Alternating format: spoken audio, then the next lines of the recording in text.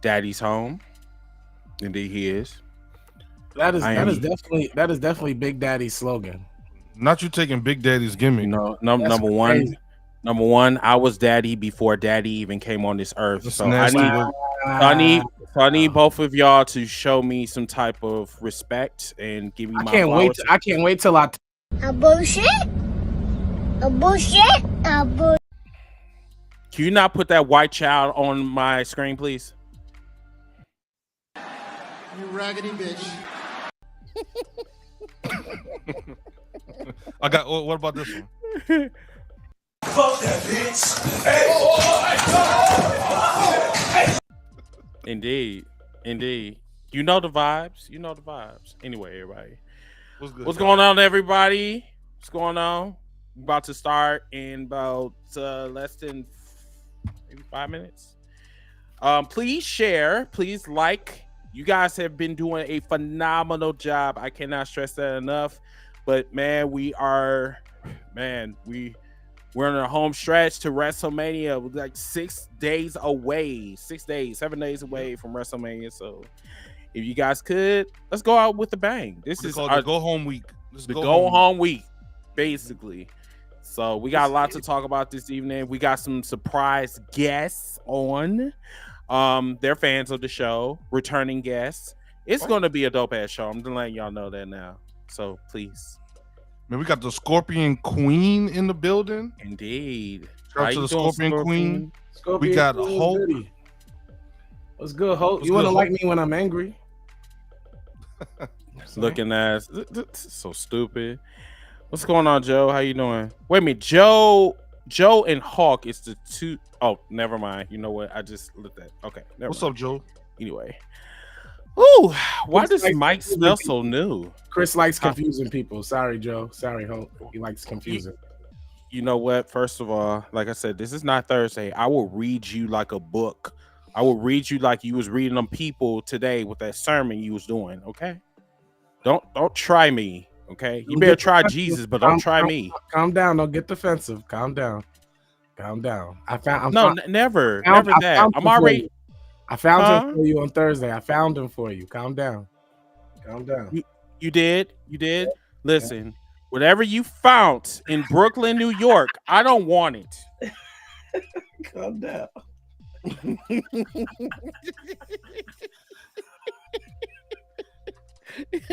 See, it is the same person. Oh, you weren't confused. You got it today. Chris. Is that a 49ers jacket? Come on, bro. Bang Bang Niners gang. Stop it, Ziggy. Bang Bang Niners gang. Come on, Joe. Bang Bang Niners gang. Is that supposed to mean something? Yeah, it means Bang Bang Niner gang. Ziggy know what I'm saying. Sounds like porn. Nasty work, bro. Bro. Why everything gotta be porn? Yeah, why does he do that? I mean, first of all, why are you like this? First of all, y'all more nastier than me. You just don't do it in public. What are you talking? Married men. Why are you stuttering? Married men can do whatever with their wives. Right. Exactly. That's what I'm saying. Like, why are you trying to act like you a Christian and you know you are a slut? You know that. What? All-Star, what's wrong with this dude, All-Star? I don't know what's going on. This man said Niners for life. All right, Joe, I'm gonna give you a pass though, bro. My wife from San Francisco, Joe, so it's Bang Bang Niner gang over here. Oh, come on. See, I try to tell you, it's just slutty in that bedroom trying to tell you. That's so weird, bro. That's not needed, sir. Oh, okay. All right. I'm gonna shut up now. While Chris is doing that, everyone that is following in, please make sure that you're liking and subscribing. We're on all social media platforms right now. We're live on Facebook. We're live on Twitter. We're live on YouTube. So whatever platform you're on, just hit that like button, hit the subscribe button, and share, because that helps us get into the algorithm. That helps us get in front of more people. Indeed. So, how was your Easter Sunday? My Easter Sunday was excellent. It was excellent, bro. I agree with All-Star.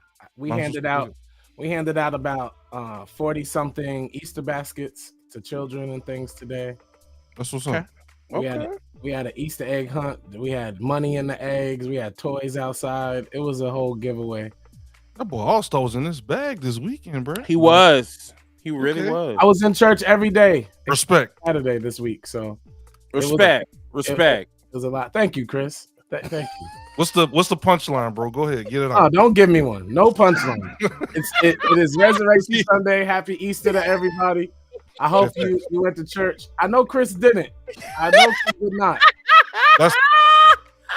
That's crazy work. He didn't. That's not about me. No, he didn't go. You see, he didn't go. I told you he didn't go. I stayed my sexy ass in the bed where I'm supposed to be. That's nasty work. You didn't go. That's nasty work. No, because I didn't have anybody to go with. Oh, okay, say no more. So the next time you come to New York, we're gonna go to church. No, I don't want to go to your church. You corrupted that church. Yeah, I'm right. good. Yeah, right. Man, I see y'all starting to file in, man. We got Simply Deep in the building. We got Jody. We got Jody. We got Jimmy. No doubt. We got Brandon. And we got the King Elite Ellie show. What's up? What's going on, y'all? Wait, is that a wrestling podcast? I believe so. I'm not sure. Please confirm if you're a wrestling podcast. We'll show you some love and give you some air horns. Yeah, we most definitely. And yes, everybody, keep hitting them hearts like you tapping cheeks after midnight, please. Thank you. Why is it also? Relax, bro. It is Resurrection Sunday. Relax yourself. So you acting like you never acted like that Jesus was a slut. Relax. Don't do that. Don't talk about my savior and make me leave tonight. Hey, listen. Hey, what's up, Simply Deep? Look. Make sure y'all look. If y'all like this mug, man, make sure y'all go to our merch store, Hills4Life.store. Get you a mug. Look at this. This ain't that fake stuff. Look at that. Right. It's platinum. This is 100% heel porcelain mugs that we sell on our store. You're an idiot. Hey, what's up? We got Ginger Spice in the building. Yo, Ginger, Spicy. Yes. Charlotte's daughter has arrived. Yes. What's going on, Jimmy? What you mean, y'all? You talking about Christopher? No, yeah, that's no. Exactly, Christopher. Chris is a Christian. Okay. No, you're not, Chris. All right, guys, we just reached the 8-minute mark, so we got another 60 seconds, and then we'll go ahead and get everything kicked off. Yes, sir. Yes, sir. Yes, sir.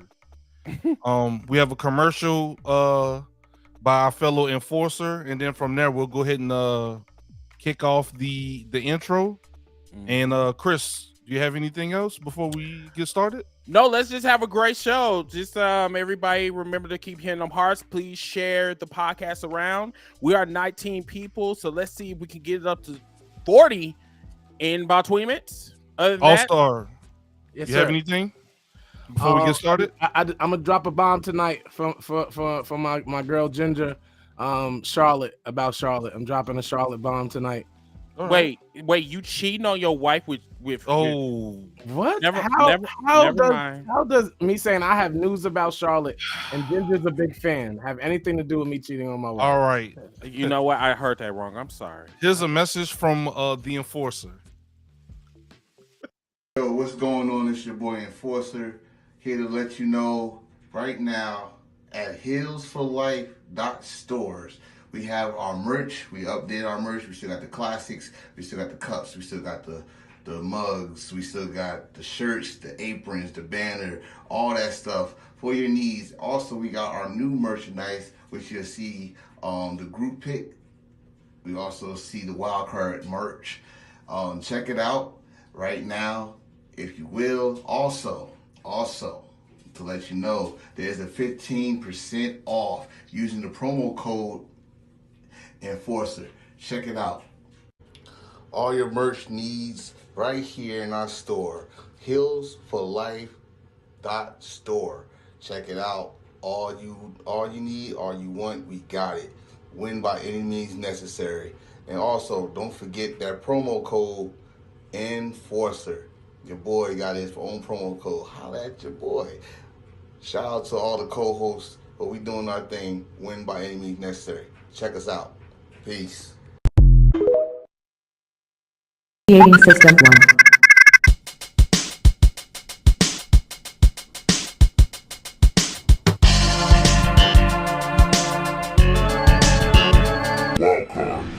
Ziggy the Beast. Ladies and gentlemen, DJ Red Flags.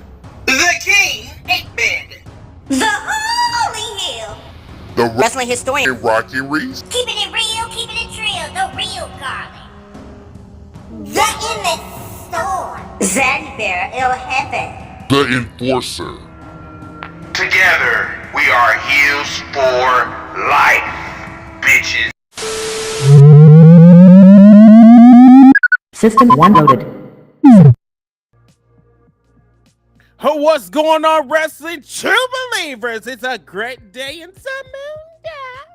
Daddy's back, Sugar Nipples is back, Honey Drip is back for another edition of Hashtag Heels for Life Wrestling Podcast, episode 249. We are almost, like 51 episodes away from 300 episodes. But anyway, we are 6 days away from WrestleMania 40.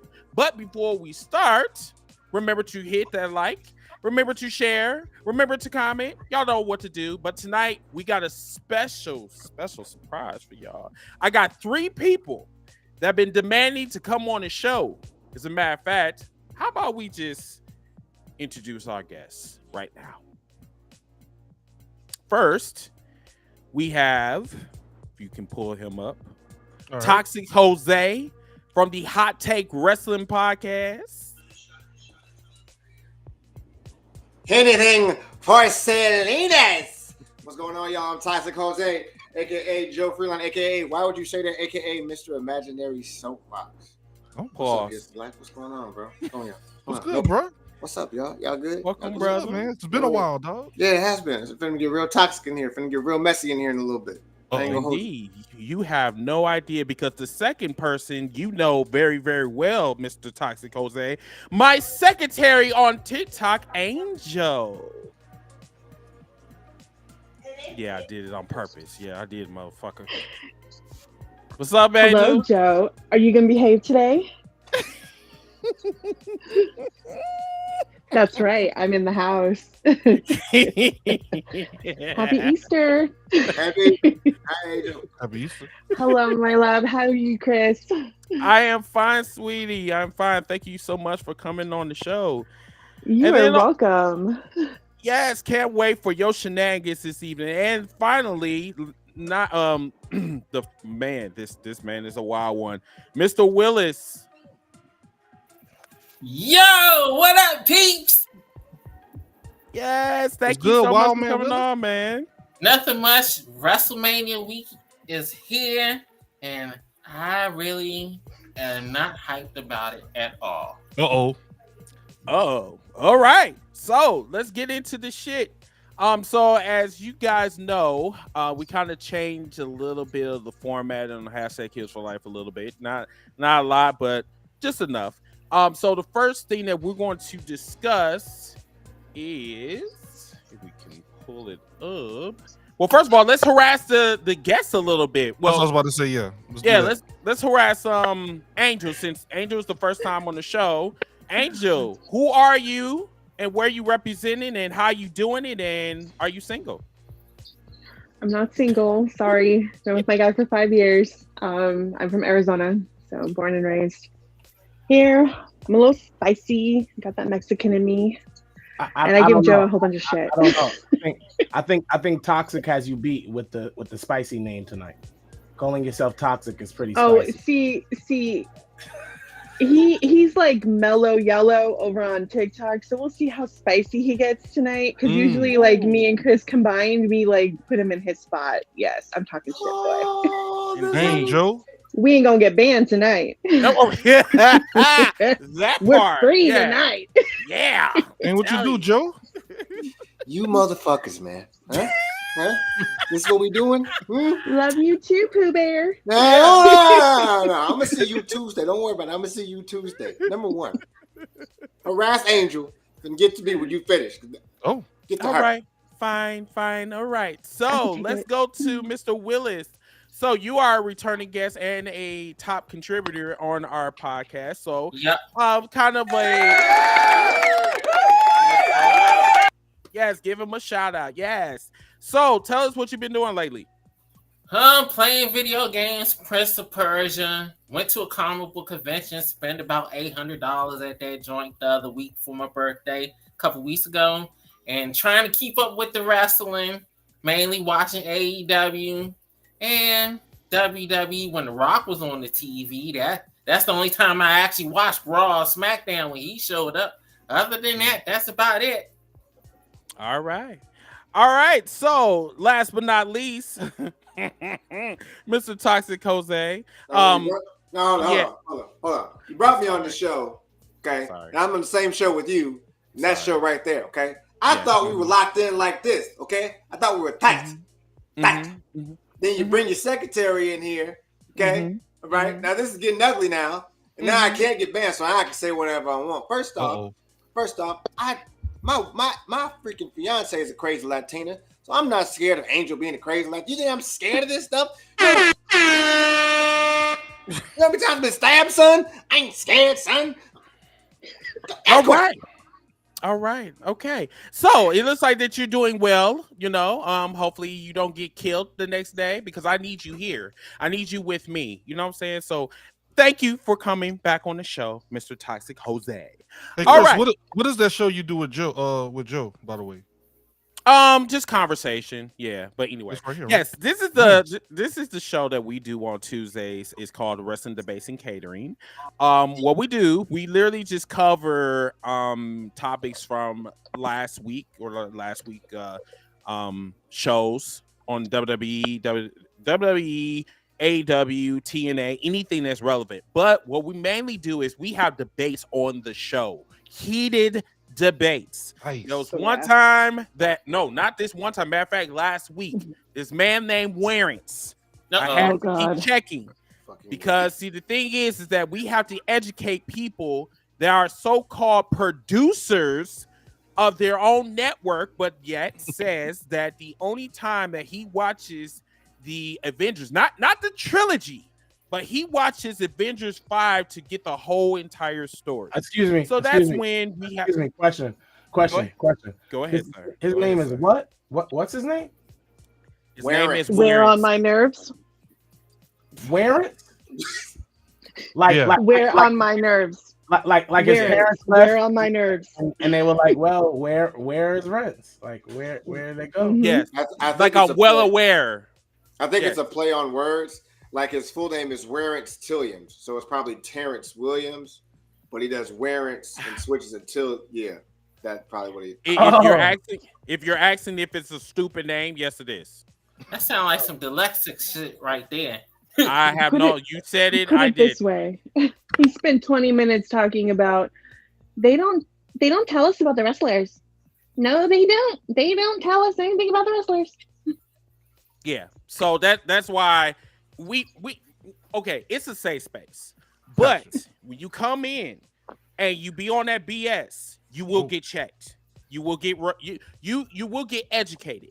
You know what I'm saying? It's not like one of the ones where we bully people, or whatever. I know my presentation is trash, but seriously, it is a fun ass show, and I really encourage each and every one of you guys to check us out on Tuesday, especially if you have. Matter of fact, if you have like 99 followers, you still can join. I believe.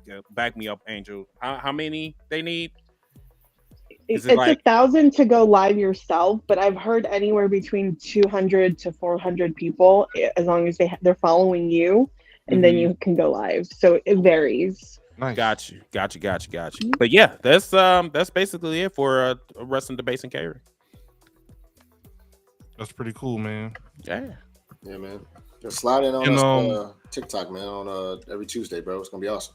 Please. Yes, y'all check out the ticker at the bottom. We have Hot Take Wrestling, and everyone else, Wildman Willis and Score Plov Angel at the bottom. Go ahead and follow them on their respective platforms.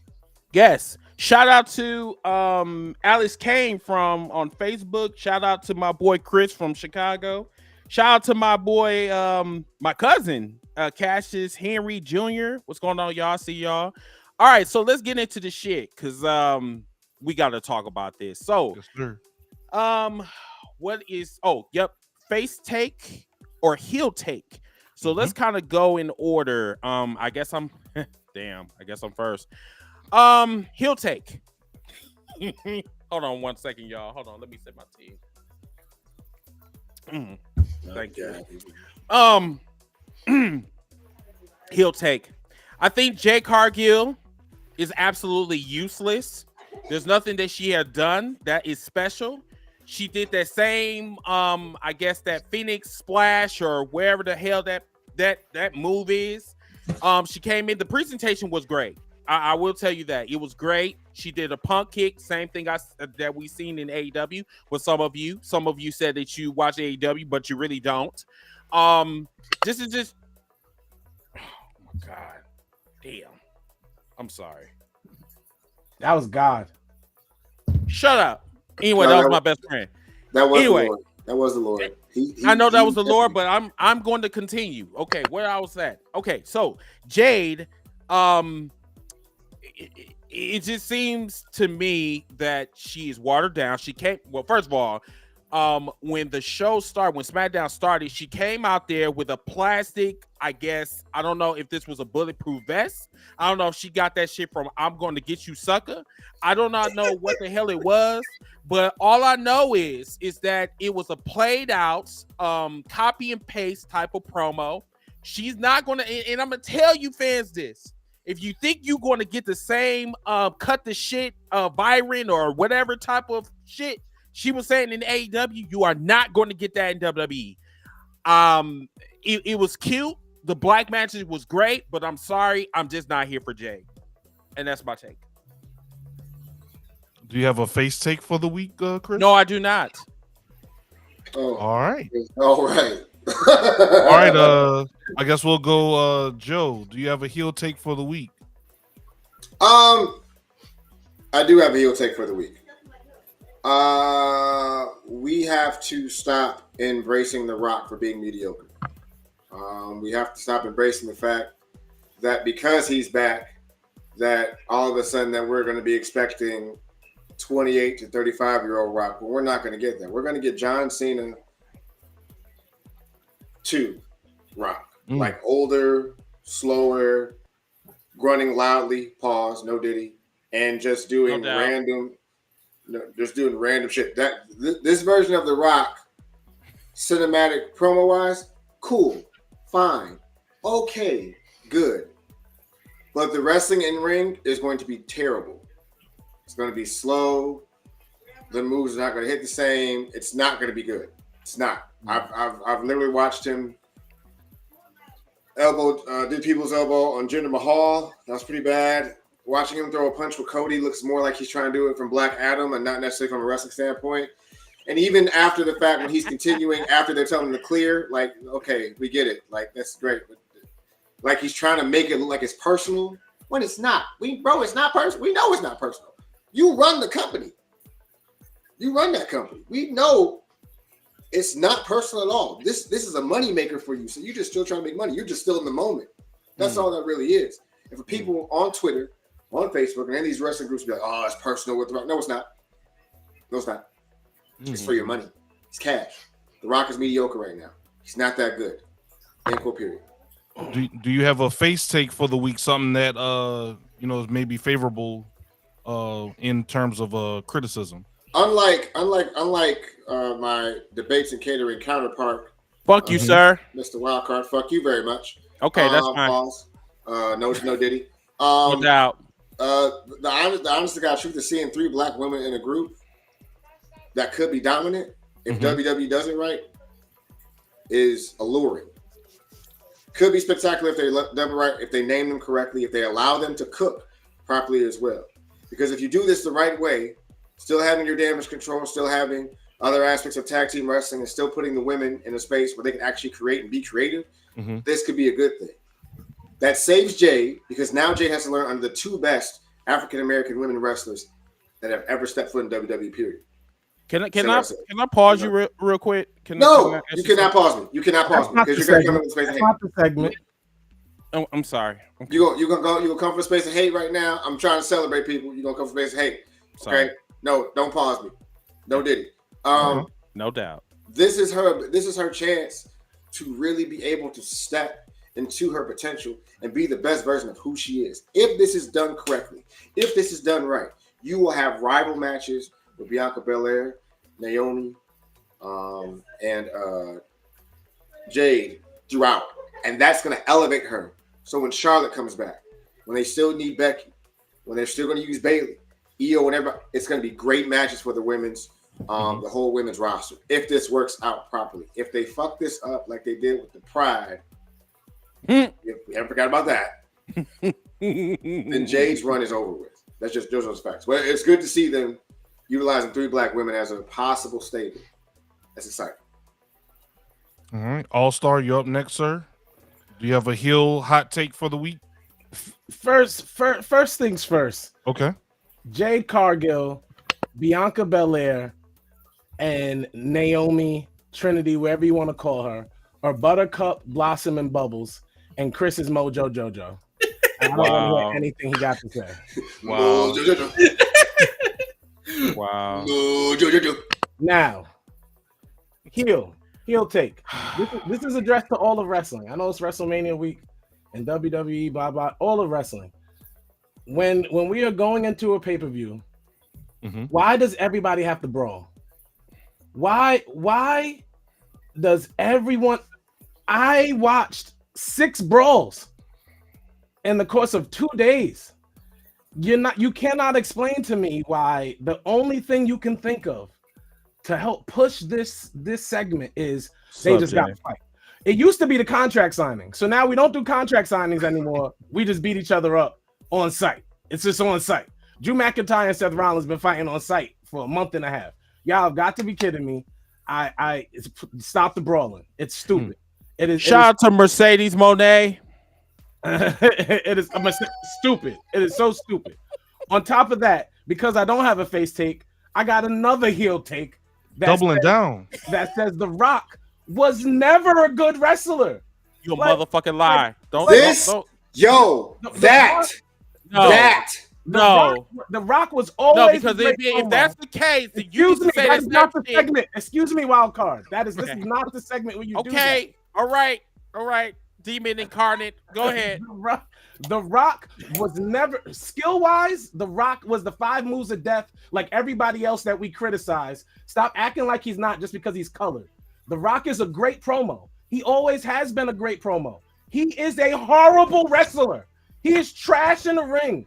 John Cena was the face of the company. He made 10,000 wishes come true and could never be mentioned as a top 10 wrestler ever. We're not talking about impact. We're talking about wrestling, and they can't wrestle. So shut up. Point of information. No. Wow. Point of information. All right. Angel, you're up next. I said point of information. You supposed to say you're supposed to say your point is.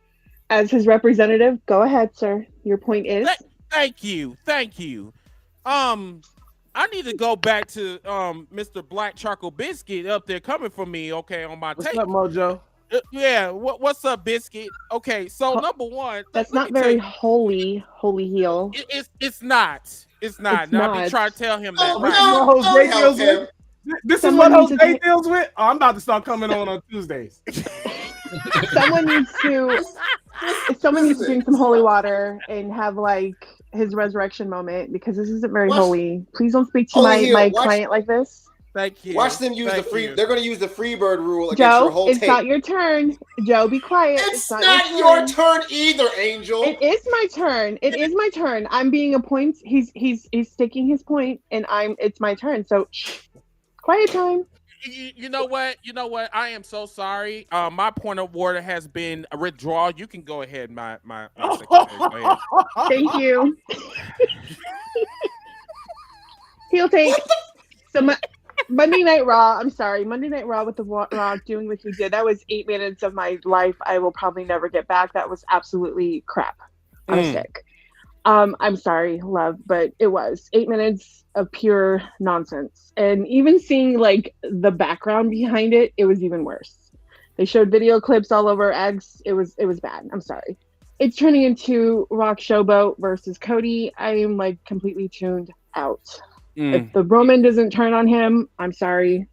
What a waste of a good WrestleMania at this point.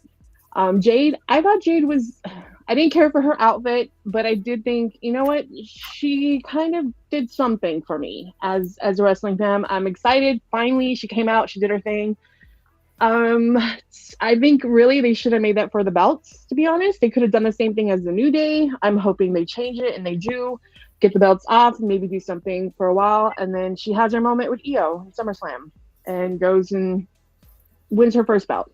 It could be better, it could be worse, but this is what we needed. It's just like stepping her into this the whole entire show. Let it go. Bailey should have been there. There was nothing like the Bailey Io thing. It was mediocre. I've seen better. At the moment, I'm really bored. I'm like bored with WrestleMania. I'm hoping something happens this week since Roman and The Rock's going to be on Monday. But then again, it's probably be The Rock show again, 2.0. Yes. Well, damn. Okay. Did you need to add anything, Chris? No, not at all. Not at all. You know, I'm glad you shut those two trolls down. Yes. Thank you, Princess Morebucks. Yes. Thank you, Princess Morebucks. We appreciate it. No. This isn't Trolls 3. They've already made Trolls 2. You need to wait. Point POI. Point of information. First off. Point of information. Please decline. Please don't say. Point of order is declined, sir. Quiet, everyone. Point of order. Which one is it? It's none of your business. If you don't know, then you're declined. Number one. I'm just gonna talk anyway. Number one, it is. Listen here, Warren's 2.0. It is no, hell no, never. It's not your turn. It's not your turn. It's not your turn. It's Will's turn, sir. We can debate. Yes. We can debate after Willis. Yeah, thank you. Yes. All right. Go ahead, Willis. Mine's is probably a heel take for some and a face take from others. Cody Rhodes is the worst baby face I had ever seen in wrestling. How the fuck you gonna get behind somebody that cried, that had a chance to had balls in front of The Rock the first time he came out, and Rock whispered in his ear, and he gonna go in the corner and pout and say, I don't want the match. And then a couple of days later, gonna come out after Roman and Rock that made the match. Then Cody wants to say, I want my match now. Come on, let's have the match now. I done made a mistake. Let's have a match now. And Seth Rollins, with his broken foot, had to stick up for him better than Cody can stick up for himself at that press conference they had a couple weeks ago. Then you got Rock online basically blasting that man the whole time. And all Cody and Seth can come up with was, what was it, diarrhea, Dwayne or some dumb shit like that. Come on now. Stone Cold never did no shit like that. Hulk Hogan ain't never do no shit like that. Even fucking Dusty ain't never do no dumb shit like that. Diarrhea, Dwayne, what kind? That's some childish shit. How can I be rooting for somebody like Cody Rhodes? There's nothing exciting about him. He's bland. He's basic. He's basically carrying the same shit he did in AEW. And it's just the same old stick. What you want to talk about, even though when he started talking, he started crying about his mom. And I'm so glad, even though it's a show, Rock whipped that man's ass 20 minutes straight. He was talking like Cody had stole some of his damn lunch money or some shit. That shit was so hilarious. So why should I even root for Cody to win the match? And another reason why I don't want Cody to win the match, because I have a bet with my friends on my podcast that if Cody wins, I have to watch fucking E.T. and I don't want to watch E.T. Wow. So you better win that. So they're going to torture you, huh? They're going to torture me if that bastard wins the damn match. And Cody is so bad off. I hate Roman Reigns, but I'm going to be cheering for him that whole match because he and Rock made perfect sense because Cody gave up his match that first Friday after the Royal Rumble, and they both were right. So that's the way I look at it. All right. Rock and Roman right, Thanos is right, Killmonger is right, and Jigsaw is right. So there. All right. And my face tape. These takes are crazy. Wait. Wait. That wait. That What? felt- That that was felt a like whole two heel heel take. That felt like 2 heel Yeah, takes. that felt, yeah, bro. I feel like you doubled up on the heel, like you multiplied it. All right, well, I'm about to say you got a face take. Yeah, I got a face take. I got one face take. All right, go ahead. WrestleMania weekend, everybody will win because you don't actually have to go to WrestleMania to enjoy yourself. All you gotta do is go to a lot of the indie shows in the area and WrestleCon, and you probably save more money and get to see the wrestling even closer because a lot of those WrestleMania tickets, they cost a whole bunch of money, and you basically are going to be watching the big screen instead of the ring if you don't have any of $1,500 or $1,600 seats on the floor. Because I've been to WrestleMania already once before. I had a $300 seat, and I was still watching the screen instead of watching the daggone ring. Interesting. Yeah, this is not this is going to be my first WrestleMania and a half because I'm going to Philly, but I am not going to WrestleMania itself because it's too much fucking money. I'm not spending $10,000 on basic energy. It's not a WrestleMania and a half. It's a half of WrestleMania, though. So, sir, I said what I said. Okay. Your math. No, this is not math. It's WrestleMania and a half. I'm going, but I'm not going. You know, does that make sense? Yeah. He's right. Does that make sense? So it's half of he's right. WrestleMania. It's half of WrestleMania. That's exactly what I said. I said That's not what you said. That's not what you said. Okay, as I was saying before. Okay, we can move on. Before we go on to the next segment, I just so my take was okay. Never mind. Go ahead. Oh, you gotta take. Never mind. Go ahead. Wait a minute. No. Who just came in? Angel. I think she dropped out for a second, and then let's see if we can get her back in. Or okay. You good, Angel? We'll let her get situated. Okay. Go ahead. I'm about to call you Stormy. Go ahead, bro. Trying to say we all look alike. Shut up. Shut up. Now the only take I have is that I've seen online and I've listened to some of the people on the panel say that Jade and some of the people that have been coming over to WWE, they've been doing the same thing, but that's been in wrestling. Did Hulk Hogan do any different moves when he came over to WCW from WWE? You know, did any of the wrestlers, did Rusev do any different moves when he went over to AEW? Same for Christian. He's still doing the kill switch. I think that's what we kind of losing sight of. Wrestlers are going to do what their main toolkit is. So I don't know why we're penalizing Jade for doing the Jaded. That's her signature maneuver. I don't know what people are kind of expecting from her. But that's all I have. That was not really a heel take. It's more of a question. Okay, cool. So let's kind of have a little mini Y'all good? debate. Yeah, let's have a little mini debate real quick. Okay. So here's my thing with what Ziggy just said. So I think the main issue for me is that we're still calling her green, and she had a Goldberg type of streak. So I would have thought somewhere in between 1 and 51, she would have kind of learned something. But once again, in wrestling, you're not going to learn like right away. Some people just it takes some time to get used to wherever is going on in the ring, and I totally get that.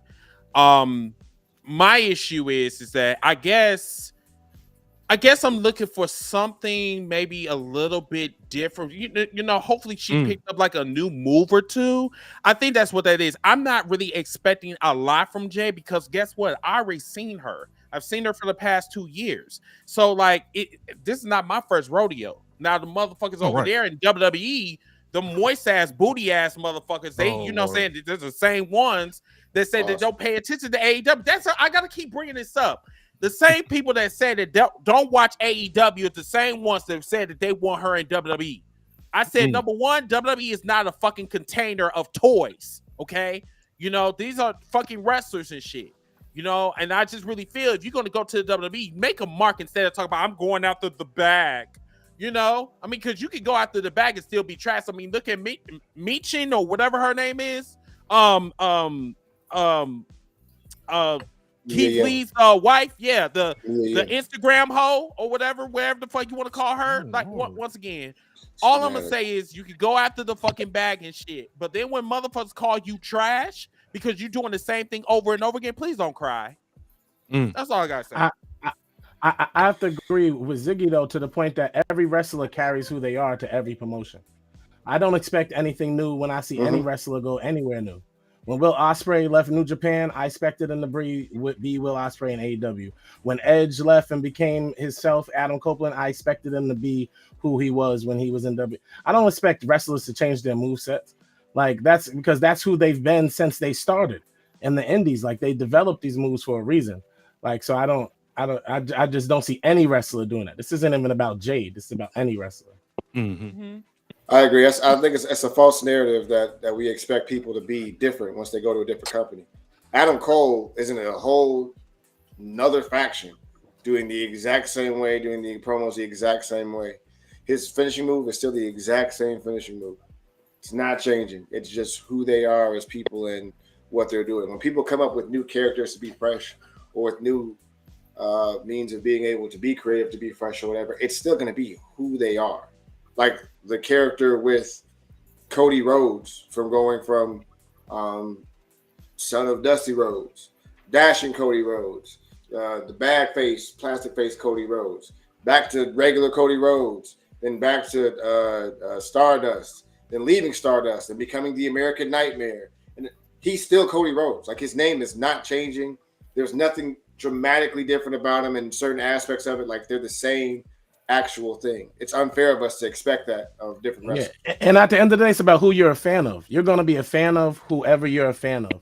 And these people have people who gravitate to their characters for whatever reason. So you're a fan of that person. They can go to any promotion as long as they're who you remember. And that's why they often do the same things. You're going to continue to be a fan.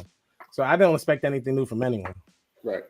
And he's absolutely right about his Rock take. Rock is a mediocre wrestler at best. Okay, so let's get on that one real quick. Okay, so you might as well call everybody in the Attitude Era mediocre. Nope, can't do that. No. You might as well call all of them mediocre because all of them have fucking 5 moves, including D'Lo Brown. Yes, you might as well call him trash too. He's not lying. Not Bret Hart. Okay. Not Shawn Michaels. Bret Hart. Not Undertaker. Hell not no. Mankind. What is Shawn Michaels? No. Let's go. What back is Shawn to Michaels' actual move? Yeah. Thank you. Other than super kicking somebody in the fucking mouth, you can't call yourself the great because you super in the elbow. You ready? Are you? Oh Lord. Okay. Shawn Michaels. Back suplex. Before there was a super trash kick, next. Suplex. He does do that. I'm not telling you. It's not about. No, I'm not telling you like what move is what. I'm telling you what the actual move is. You said it's more than 5 moves. It's the back suplex, elbow drop. Don't forget the dive outside of the ring. Don't forget the splash outside of the ring. Don't forget the flying elbow. Do not also forget then the super kick. Now that's 6+ moves. Bro, that's you did the flying elbow twice. Hold on, bro. What I'm saying to his take is the following. The Rock has great moments. In ring, he's not that great of a wrestler because you know for a fact that all of his top wrestling matches are moments. The I Quit match with Mankind. The match that he had with Stone Cold Steve Austin at WrestleMania 17. Match with Man. Oh, you talking about Rock? Never mind. I'm sorry. Yeah, talking about Rock. My bad. Go ahead. Talking about Rock. He has great moments in ring. In ring wise, in terms of just having a great wrestling match in the ring, just great things that happen where he does like great moves. It's not him. It's not him. And there's nothing wrong with that. But he's not a great wrestler. AJ Styles, Samoa Joe, Will Ospreay, Kenny Omega. It's Easter. Those are great in-ring. Kurt Angle, Bryan Danielson. Those are great in-ring wrestlers. Dwayne Johnson has never been that, and you know that for a fact. Do not take it don't take it like this, bro. Listen, Stone Cold after he broke his neck was not that great either, bro. He just told a good story in the ring, and he was a brawler. That was his style. He wasn't trying to give you moonsaults. He wasn't trying to give you crazy ass moves, even though he could do it at one point. That wasn't him. The Rock just has great moments in ring, but that does not make him a great wrestler. There's a difference. There is a difference. I think what you're saying. Oh, go ahead. I'm sorry. Go ahead. I got a question. Everybody talking about how bad Rock was not a good wrestler. How many of y'all actually seen him actually wrestle up close live in person? I've seen the Rock. Never seen him wrestle since in '97. I mean live. Live. I've seen him a couple of times when I was a kid. I was like a teenager. Yeah, I've never seen him. I seen him in one of his better matches. Him and Triple H at Backlash 2000. You know, it was a lot of Gaga and stuff, and it was still a solid match. And I don't care too much for Triple H. I've never been a Triple H fan. Even though I do understand what y'all say about Rock. He is basic in the ring, but I mean, it's not bad. Then my co-host on Tuesday should have that same energy for Shawn Michaels. No, Shawn Michaels is a goat. No. Shawn Michaels is a goat. No, yo, Toxic, tag me in, bro. Tag me in. Shawn Michaels is a goat. Are you out of your mind? He just gave you. He just gave you 6 moves, and there's more. The atomic 6 moves. He named the same move twice. Right? Are you serious? He did the same move twice. Elbow in the ring. Holy heel. Get him, holy heel. Go ahead, get him, because I got next. The atomic drop. He did the 10 punch count in the corner. Iconic for it, because he always got to a certain number, got tossed off, got back and finished the 10 every time. Like the man has moments. The big splash from the top of anything before anybody. We are talking about wrestling moves. We're not talking about moments. I need you to stay in that area that we're talking about. All right. How did we go from moves to moments? Tag me in. Because both of y'all losing, y'all drowning. I'm not getting you out. Hey, real quick. Shawn Michaels has WrestleMania. He's been main evented in 2 WrestleManias. Both. Angel, what did I just tell you? Hold on, wait. Listen. All right. Shawn Michaels wrestled in 2 WrestleMania matches, which are regarded as the 2 best WrestleMania matches of all time. The Rock has 1 match,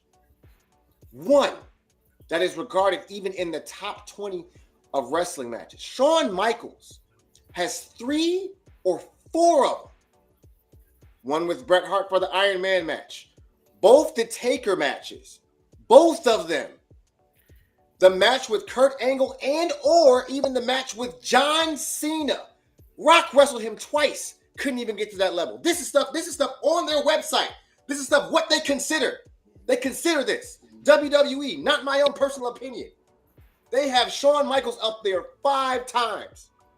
For anyone who doesn't have Shawn Michaels in their top 5, please tell me your top 5. I want that too.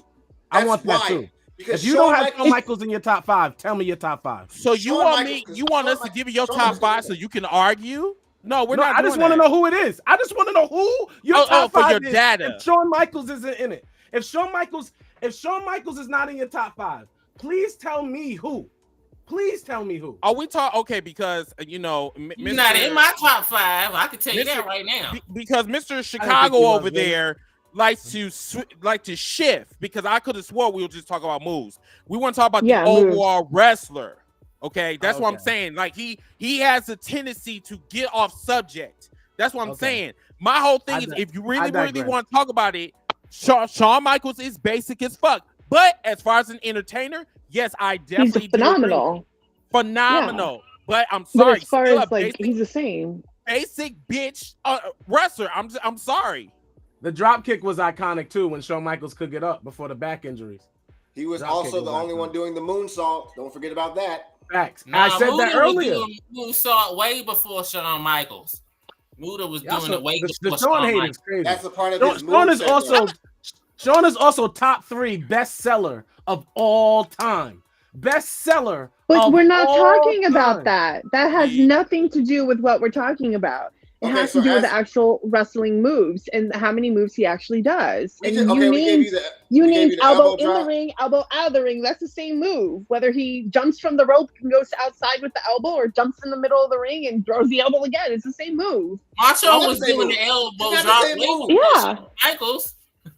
I would say, Angel, if it was the same move, they just call it an elbow drop. They would just call it. That's not what they call it. They call it like a flying elbow. It's not the same move.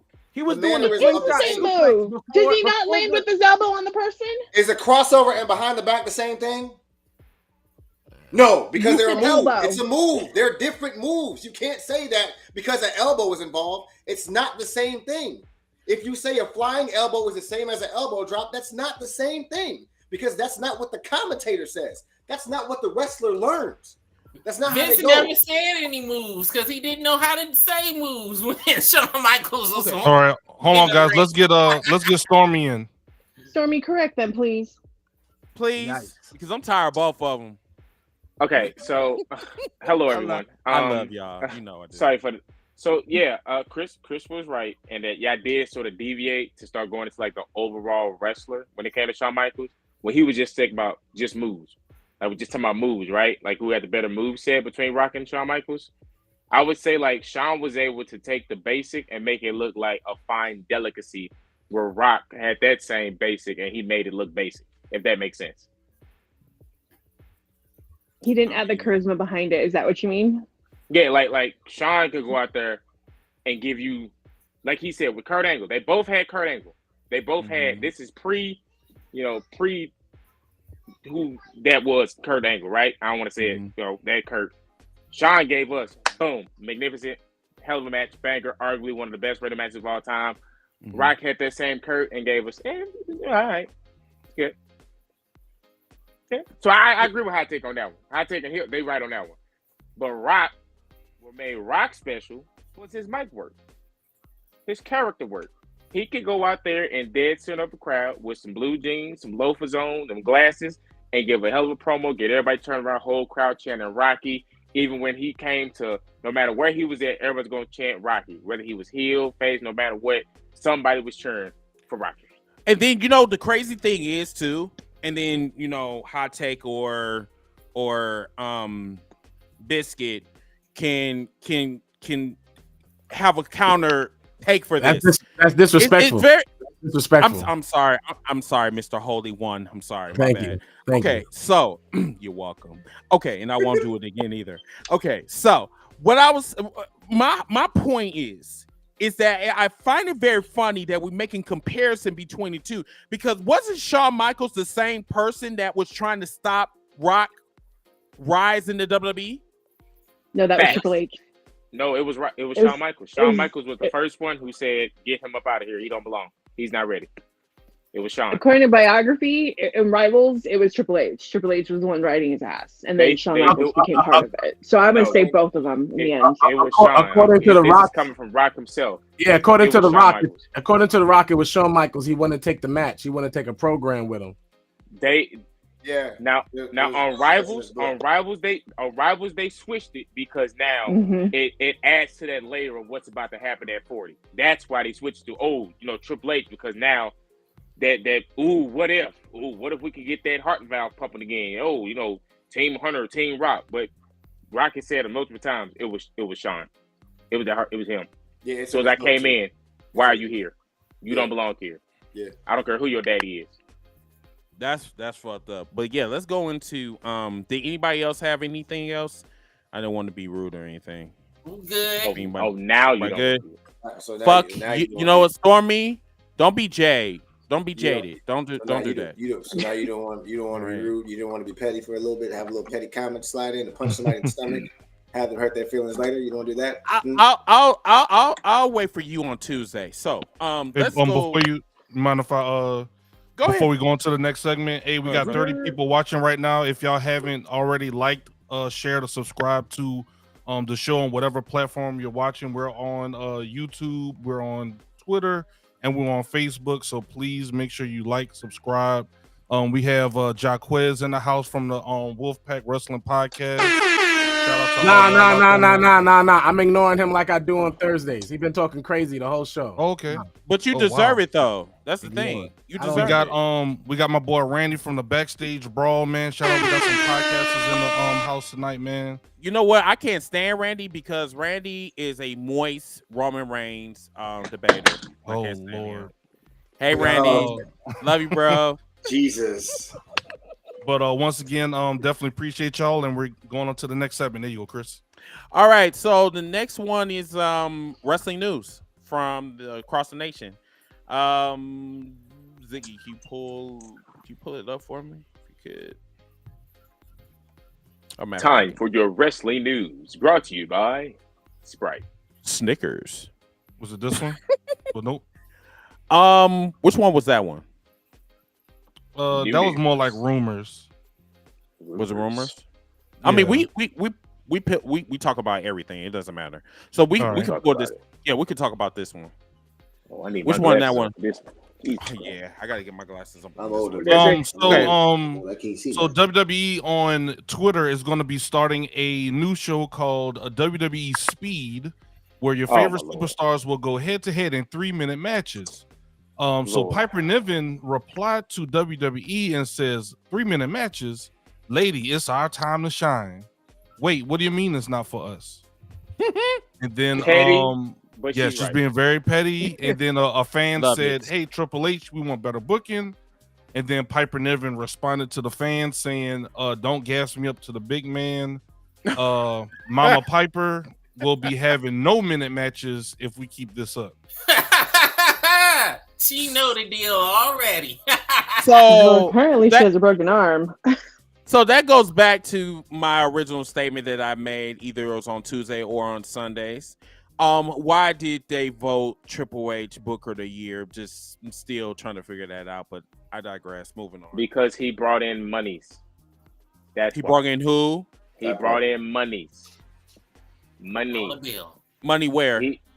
Slim Jim, NASCAR, Netflix. NFL, MLB, I could have swore we were talking about the product itself. Slim Jim was already part, so the only money he brought in was Netflix. No, because he got Slim Jim back. No, he had to get Slim Jim back. Don't forget that. Slim Jim closed the doors. Like, bye, we out. Let's go. Pack up your stuff. Hurry, but I'm talking about the overall product. I'm not talking about your sponsorship. You talking about like Booker? So in terms of, I'm assuming like sold out events is what Chris is maybe alluding to. Oh, I get what he's saying, but I'm just saying like that's why he got it, because of the money they brought in. Look at where they went. Oh, first time ever over here. Remember, but our favorite event, Clash of the Blue Eyes White Dragon, that brought in stuff. Like, listen, it happened. Wow, that's interesting. Okay, all right, next topic. All right. Next one we got up is Michin Mia Yim says, as WrestleMania is around the corner, please remember your boundaries. The hotel is where we rest from all the festivities. It is not a meet and greet. Please stay safe. So let me tell y'all something. I have put this same post on Facebook, y'all. Got 64 likes, or 64 reactions, basically, right?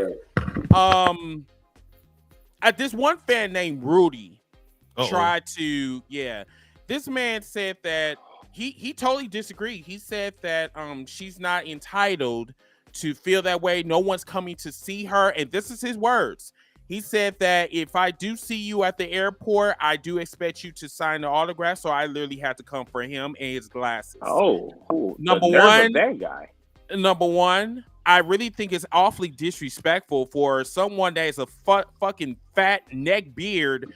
And I know you do not take a shot. I know this man does not take a shot, because the comments he was making did not make no fucking sense. I told him, he talked about, does anybody wait for you at the airport? No. The only people that wait for me at the airport is my fucking friends and my Uber. That's it. I don't want no strange ass people coming to me. If they say, hey, Chris, are you from #Hills4Life, or are you from the Wrestling Debates and Catering on TikTok? Yes, I would do that little small talk, yes. But, strange people wait for me at the airport at 4 o'clock in the morning. Don't you think that's a little bit strange? But you better have an orange soda with my name on it. But this man, there was a couple of them. A couple of them said that, they're celebrities. They're as soon as they signed on the dotted line, their privacy is theirs now. They don't have any privacy. And I just think false. I think a lot of these fans are just very disrespectful. And they're entitled. No, these fans are cheap, because you could pay $70 at this year's World, and you can meet all of those people that you want to meet at the try to get free at the hotels and stuff. They're gonna have all of them in the line. You can get your picture and autograph. Just pay your $70. Well, get in. Well, I think the 70 the gets you in, big though. stars. But you can get the people like Mia Yim and stuff like that. You can get those people. What? So hold on, but I think the 70 gets you in. Then you gotta pay whatever individual person meeting price is, though. No, what it is, I've been to the one that they did back in 19. They starting it back up again. They're gonna have select wrestlers. Once you pay your $70, you get in. You get pictures and autographs with the lower card people for free.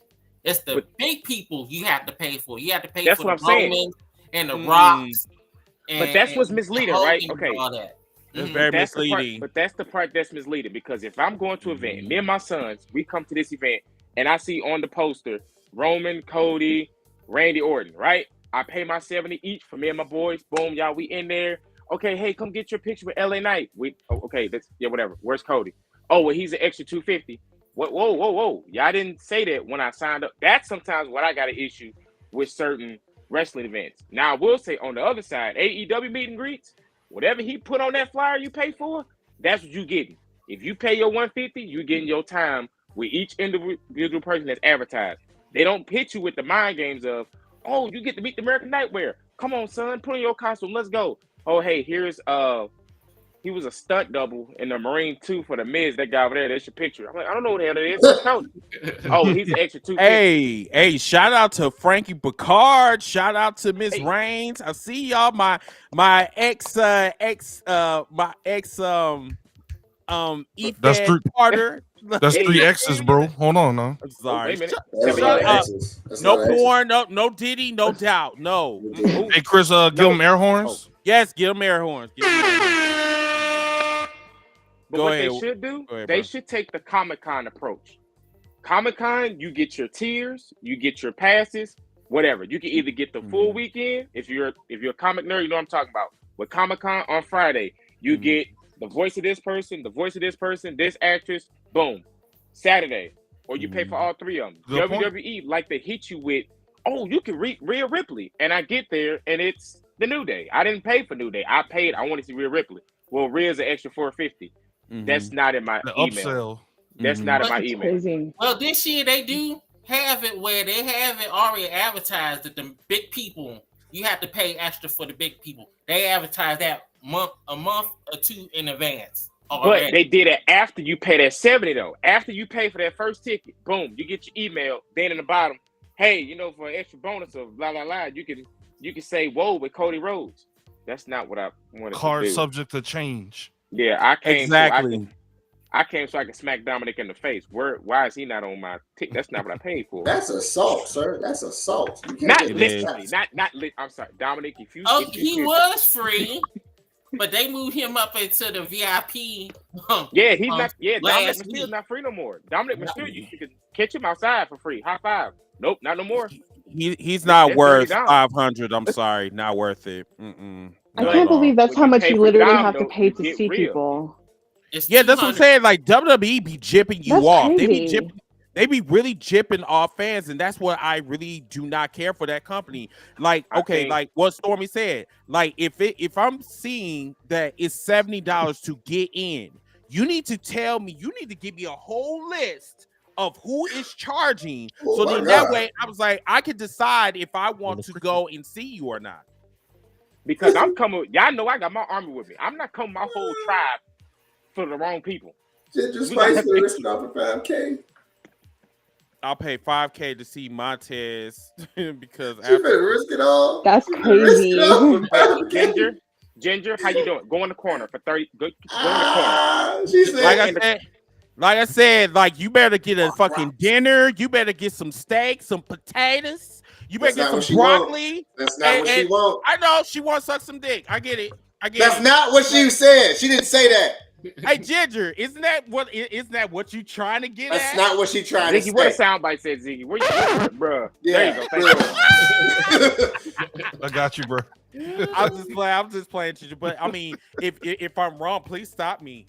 See, Oh, you love that man, but thank you. Okay, you were here. We were here. Okay, all right. And ladies and gentlemen, this is this hashtag Hill Flights where you see we go left. Stuff went left. I don't know what this. You want that Taz plant exactly?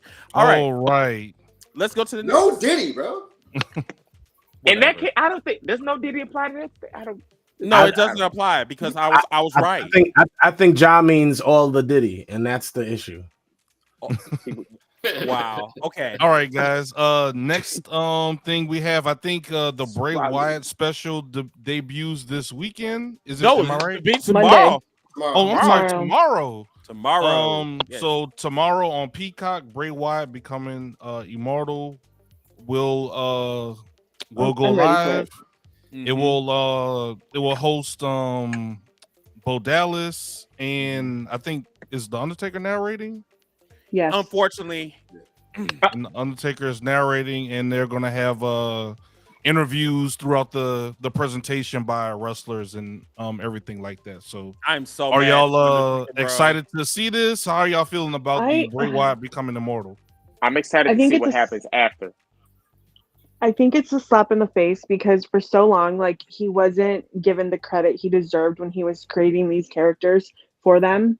And then for them to all of a sudden, like, I mean, you literally fired the guy and it took a lot to get him to come back. And then you put him in matches that weren't, I mean, he deserved better than what he got when he came back.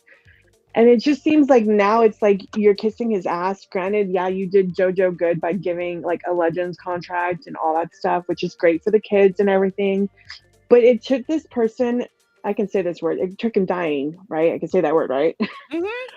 Okay, just making sure. You said full blown, right? Yeah, like it took him dying for you guys to realize how creative and how magical he actually was. And to me, that's a shame. Like, he deserves so much more. It's sad that, and now it's like we wait and to wonder, okay, what are you gonna do with Bo? Is he in limbo? Like, what are you gonna do? And so to me, it just seems like it's not. I'm glad they didn't put him in the Hall of Fame yet, because to me that would have been even a bigger slap in the face.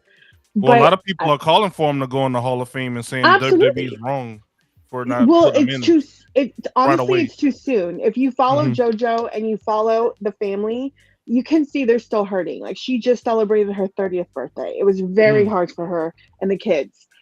She's been, I think her 30th. I'm pretty sure I'm correct on that because I follow her. But also, like, she made a comment in regards to her daughter. Like, her daughter was saying, "Hey, I miss Daddy," and all this stuff. So you can tell, like, it's still fresh. It's still a wound. It hasn't healed even remotely yet.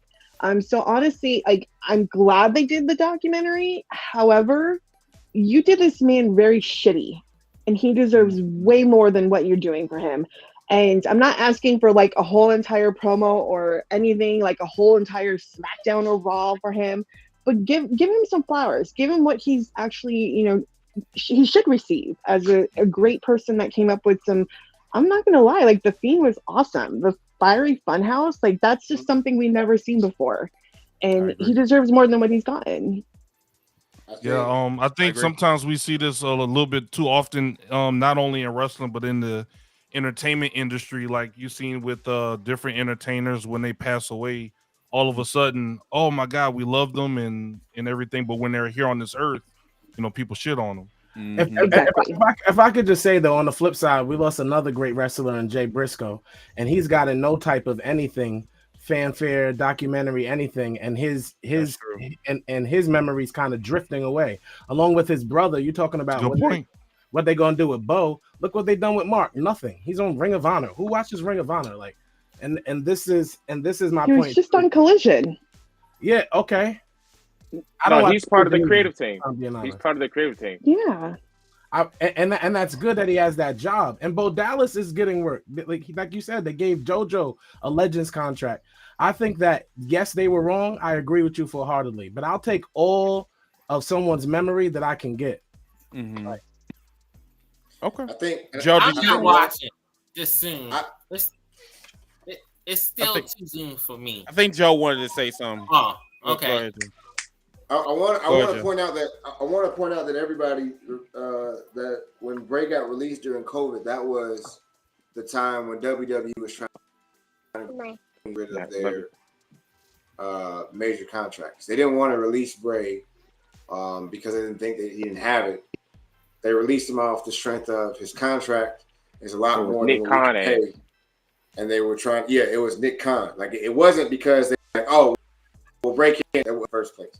When Bray came back, they were so slow with his build because of his condition that it looked like he had been being stalled when it wasn't. They were trying to be cautious because what they were seeing on their end from their officials was a lot of the times these guys get in ring, a lot of times they get sick, and then what happens or whatever. And that's what they were trying to prevent in the first place. Vince McMahon has said over and over again that he is a fan of The Fiend. He said it. He barely says anything about stuff like that. He had The Undertaker sign off on him, so on and so forth. Does Bray Wyatt deserve to be in the Hall of Fame? Yes. This year? No. Does Bray Wyatt's documentary need to be something that we should be celebrating? Yes. But in the same token, Jay Briscoe is one of the biggest pieces of the tag team division in any division. Everybody watched the Briscoes coming up if you were trying to be in a tag team, if you were trying to tag team wrestle in the first place. He is a vital part and a vital cog.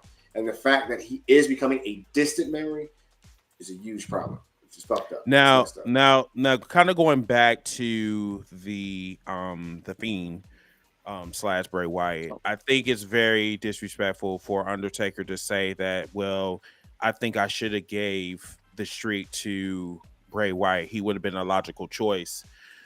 So you wait until this man passes away, and now all of a sudden you all about, oh, I'm sorry, and all this other beat. I'm like, the one thing that I hate about wrestlers these days is, and fans too, fake ass energy, two-faced ass energy.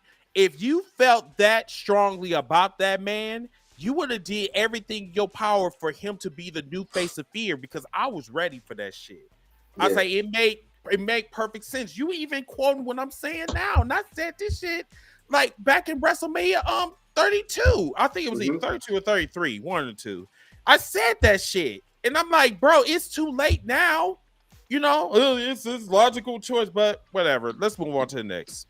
Can I talk about Bray for a minute? Since we on Bray Wyatt, I know I was hurt when Bray Wyatt left this world because I met him several times, and I can tell you, if you was a fan of his and you paid to see him on his autograph sessions, and if he's seen you more than once or twice, he will remember who you was, because every time I would see him, he would give me a hug and say, "What's up, brother? It's good to see you again." He's like, "Is Brother Timmy with you?" I said, "Yeah, Brother Timmy is right behind me." So Timmy was a big fan of his, so he was a huge fan. Still broken up about Bray Wyatt.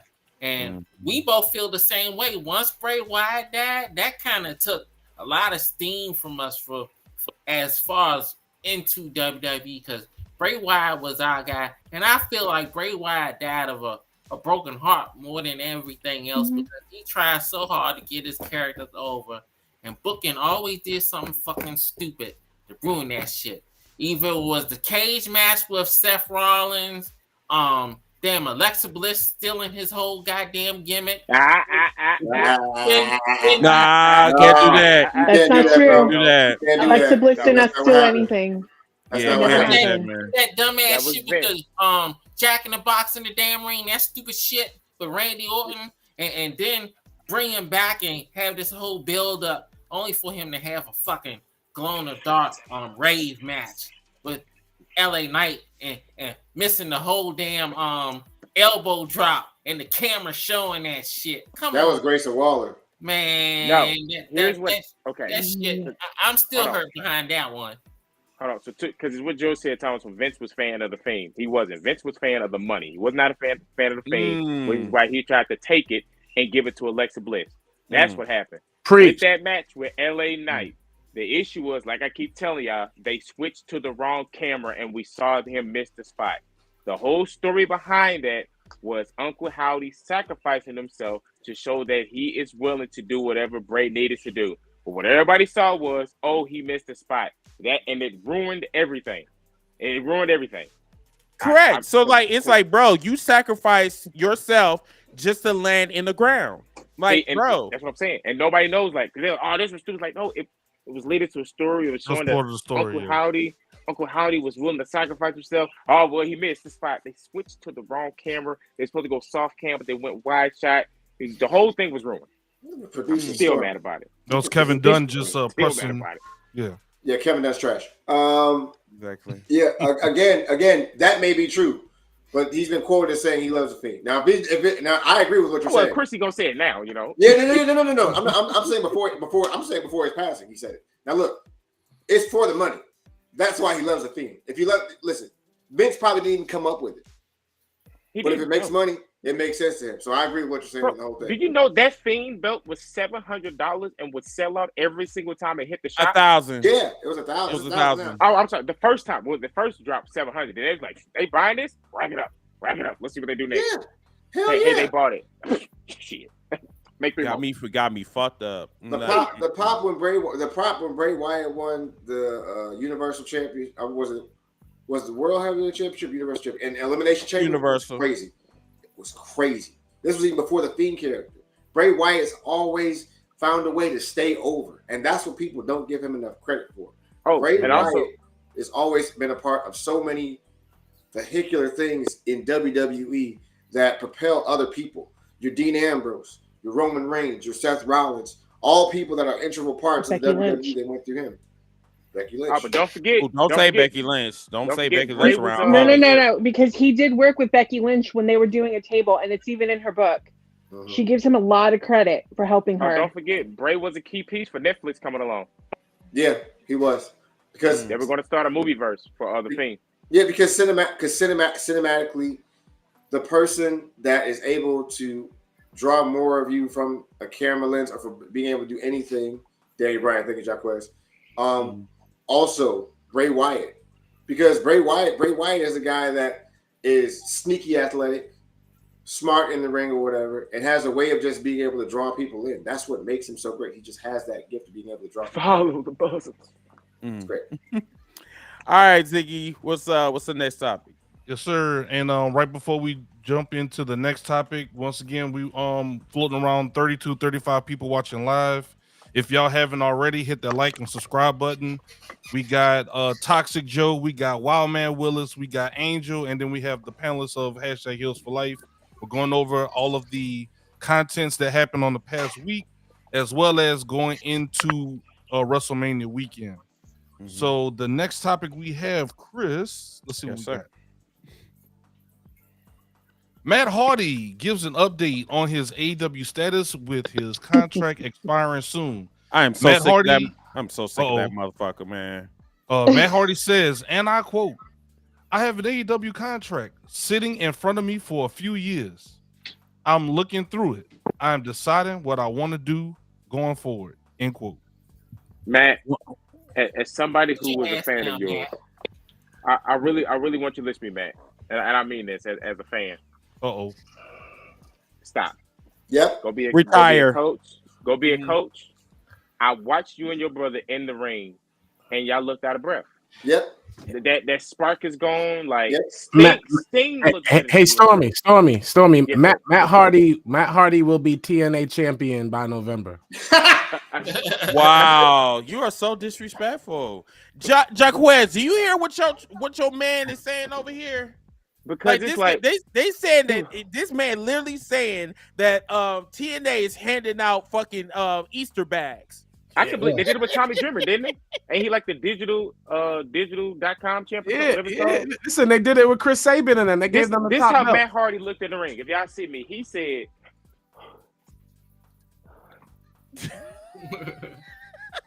that is not funny.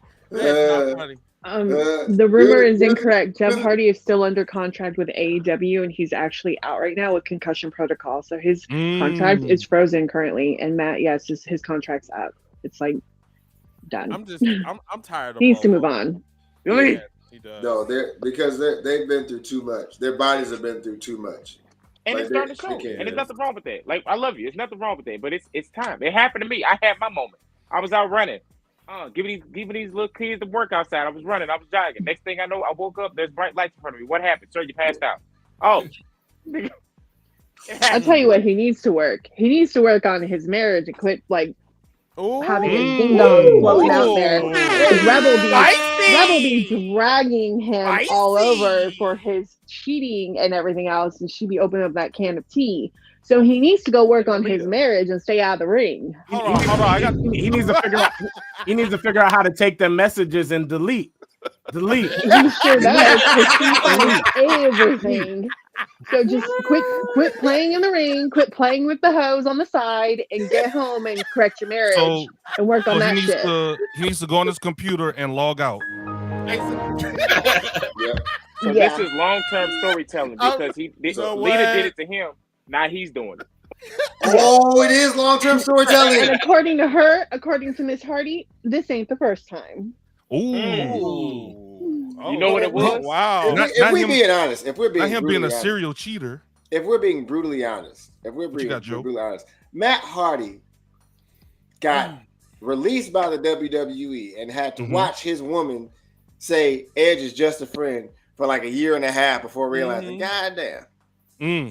It turned him into a villain. Yep, that's what happened. That's what happened. Matt Hardy 2.0. That's what happened. Now he ruthless. That's what happened. He really in the ruthless aggression era now. Indeed. Damn, Matt. She said you need to log out. Go ahead, delete. Quit. So log out. He said, why you trying to worry about your contract? You need to worry about your marriage. Ooh, right, that's a bar. Yeah, that's a bar. We had to give the air horns on that one. Hey, what she said, that's how all ladies talk about their guys behind their back. When they out, why he out here trying to say he in the AEW need to get his ass back home, helping these damn kids out here trying to build a ring. But she right, get on my damn nerve. Rebel is literally on like IG, TikTok, talking like crazy mad about him. His infidelity. But you being mad, but you being messy. You so okay. First of all, you sitting here, you talking about your marriage, and you saying that I care about my marriage, but I'm gonna blast him on social media. That's what people need. People need to understand this.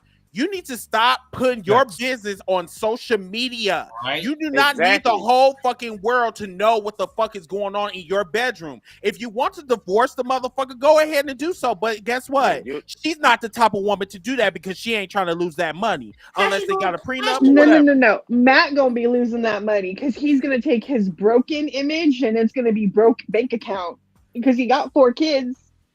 She gonna collect that child support. And she's part. Never mind. And what people don't realize, she's part of that broken image, the broken ranch, the whole aspect of her being a part of that. She's a part of that shit. She in them promos too. All that IP, intellectual property. Yep, she in there too. So he's gonna be broke ass Matt. It'll be broke ass Matt. You know, some people don't know Stormy. You know, we just trying to help him out, big dog. Yeah, man. Appreciate it. All right, let's go to the next one, man. All right, while we got Joe on the stage right now, let's see what the next topic is.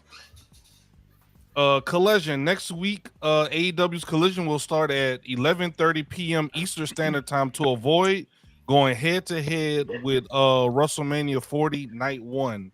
Damn, any thoughts on this? 11:30? Hey, I'm real quick. Staying up that late. Real quick, let me say something real fast. What you got, Joe? Let me say something real fast. Before anybody who is a WWE stan says something silly like AEW doesn't want to compete with WWE, no. Oh, whoops. That is not the case. They do that show every single Saturday. That is a wrestling moment because they know how big it is good for wrestling for them to go on after the freaking WrestleMania. It is good for wrestling. It is not them not wanting to compete with WWE. Shut up. Don't say that. Don't sound stupid. They have the same show every Saturday. I do not want nobody in the basic caterer and talk about some. AEW didn't want to compete with WWE. Hey, but Joe, but why do people forget? Like this is just like a normal show. This is like the fuck. This is the Super Bowl. Exactly. So what are we expecting? Oh, you didn't want to compete with them? It's the Super Bowl. It's just like I don't get this whole toxic attitude where they don't want to compete with it. Guess what? You had 2 years to put AEW under the ground, in the ground. You know what I'm saying? But they ain't do that, and they still upset behind that. So they want to take every little situation, including this one. This is minor. This is little.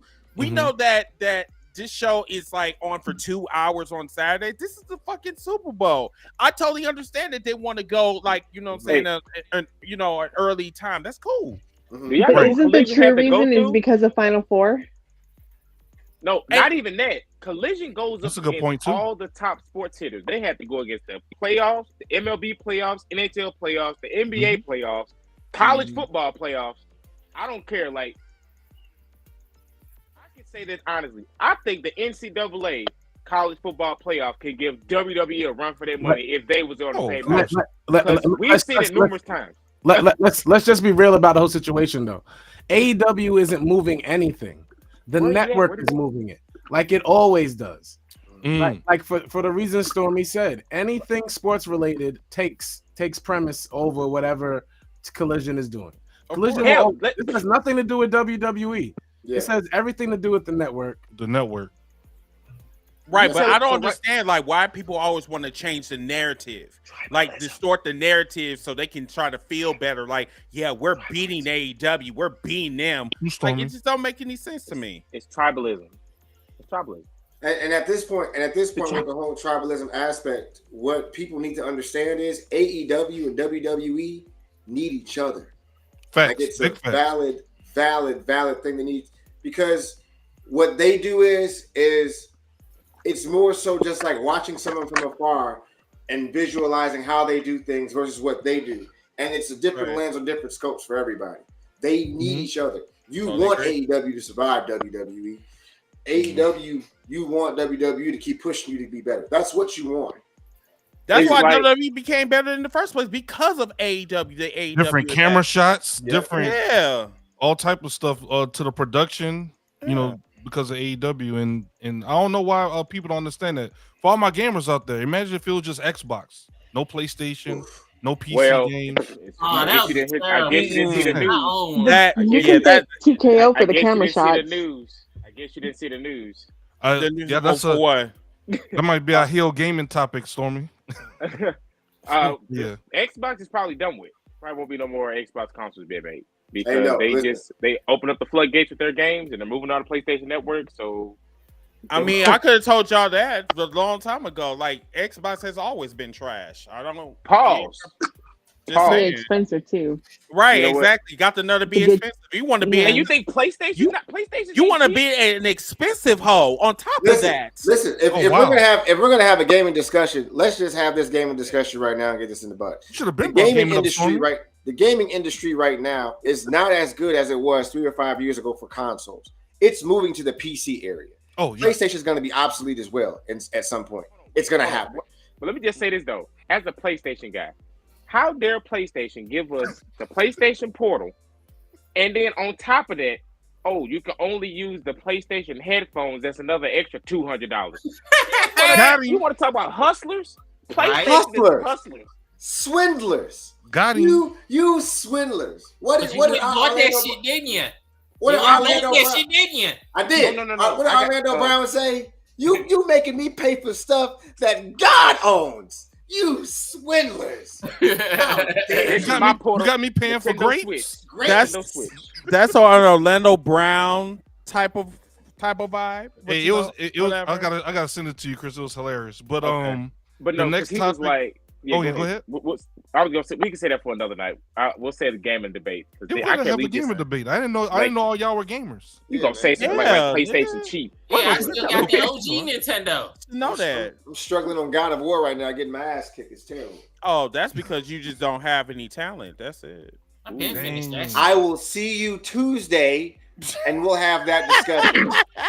Apparently you brought backup with you, so I can't say what I want to say. Oh, that's okay. You can still say no. See, if you have the testicular fortitude, you could do it right now. No, you sound like Cody Rhodes. I want. Listen, Diddy. I want you in front of our audience so I can flambe sous chef cook you right there. Pause. Right there. Oh, okay. No doubt. You can try though. Y'all go check them out on Tuesday nights, 9:30 Central on TikTok. Mm-hmm. Stop lying to these people saying it's 9:30. It's 9-ish. We don't know what time we be on. We just go up in there when we go. Hey, that's what Chris. Hey, that's what he put up there. That's true. Thank you, bro. Thank you, Ziggy. Appreciate it. All right. Next topic. Speaking of testicular fortitude or lack thereof or anything like that, we have Cody Rhodes who confirms he has signed a new WWE deal. Yes. Sure did. I mean, well, that's good for him. No, I'm just saying, like, good for him. Yeah, definitely good for him. And once again, like y'all said, having AEW and WWE, these guys are able to negotiate these deals to get more money. Now we need the other people to sign. Yeah, facts. He said I want more fireworks. Him fucking crying on the TV. Jesus Christ. You don't cry for your mama? Fuck you don't no. cry for her. I love my you don't mama cry about yeah, your I don't mama? be crying shit. But he loves his mama. There ain't nothing wrong with that. There's nothing wrong with that. But I'm just telling you, in 7 days, you are looking at your next WWE champion. If he's not the next WWE champion, we're gonna have a problem. We are really going to have a problem. Another 365 days of Roman, Chris. Chris, you'll have to deal with Roman for like 180 days. Once he finished that 180 days, just let him be Hogan's record call. Like I've been telling you, Chris, this whole time, they've been putting too much value on these damn numbers. Roman is not losing that belt. I know numerous times on Tuesday night, even though the show, people have told me, they don't care about it. They would not put that much emphasis on Hogan's reign for just gloss over now at the last minute. We've come too far. But once again, so this man has been getting whooped like a Hebrew slave. I mean, did you not see what happened on Monday? This man got hit from pillar to post, truck to concrete. So you telling me that this man is literally getting whooped because he got? He's still getting. I really feel that this man is still getting punished. He did get the Sonic rings knocked out of him. I ain't gonna lie. You give him his feel good moment night one. You get his yay, howdy doos. His mama get the cry, hold her son. They just defeated the final boss. And night two, in the words of Eminem, snap back to reality. Oh, there goes Cody. He lost. And a curb stomp from death.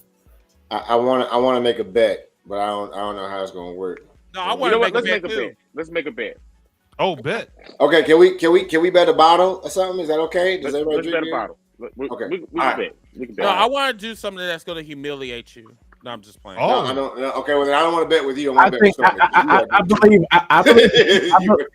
believe the key to it all is something that Willis said earlier at the end of the day, and he called the Cody stuff childish.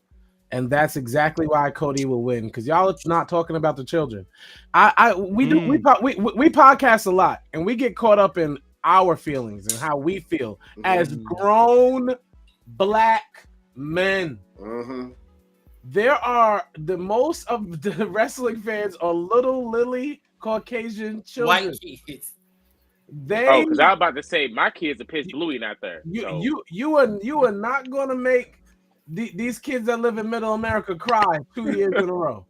That is yes, they are, because once again, the fucking kids don't know shit. They know is Cody. That's it. They don't care about Cody losing. They be like, oh, Cody is gonna win again, and he's gonna win again and again and again and again. And they thinking that the fucking Tooth Fairy is coming, but he's not. So that's why me personally, the Tooth Fairy did come. The Rock showed up. You know what? That is a bar. That is a bar. Hey, wait. Say it again, Angel. That's a bar. The know Rock what? showed up. I hate you right now. I hate you. That's right. The final boss was the Tooth Fairy. Oh my god! I can't. As a dad here with the little kids who do watch, I can tell you honestly that when Rock was talking and he said the "You're welcome" line, my son goes, "Maui," and I said, "Yeah, that's Maui." He's a damn cartoon from Hawaii. He's a Tooth Fairy. So if you never seen Moana, Rock plays Maui. So when Rock said that "You're welcome," my son goes, "Why is Maui hitting that guy?" I was like, "Well, he's also the Rock, but he's not a Rock." No, it's his name. So it led to a whole nother conversation. You're confusing the child. He was also Yo, Ziggy, please stop posting the Wolfpack Wrestling Podcast comments. Tell Jacquez to go back to being himself. Okay, yes, sir. We'll do. Noted. He turned into a dad mode right there. Right, that's a bar. Talk about don't post that shit up But there. Holy Hill, you are right. You are right. Sometimes we do forget about the kids because my boys was happy when Jade showed up. They was like, Jade finally here. Do we really think she brought the storm though? It's okay if y'all happy that Jade is here. I actually think that was an Easter egg, and she's gonna play a variant of Storm. I called that. Movie. As soon as Jade goes to Hollywood, she leaves wrestling altogether. No, that's why she was out as long as she was. She was filming. I truly believe she's going to be a variant of Storm in the new Deadpool movie. Bianca tried to get that too. Yeah. I think she was grieving for her mama. I mean, neither one of them can act, but you know whatever. No, that we ain't seen them. Have you seen them act? We don't know. Oh Lord! And I said what I said. If Rock can be Black Adam.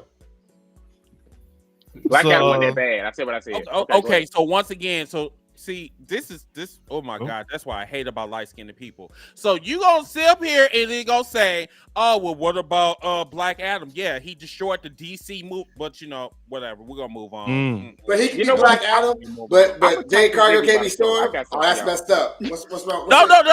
No. She can be Storm. She just can't act in real life. I'm just saying. Just saying. Neither can The Rock.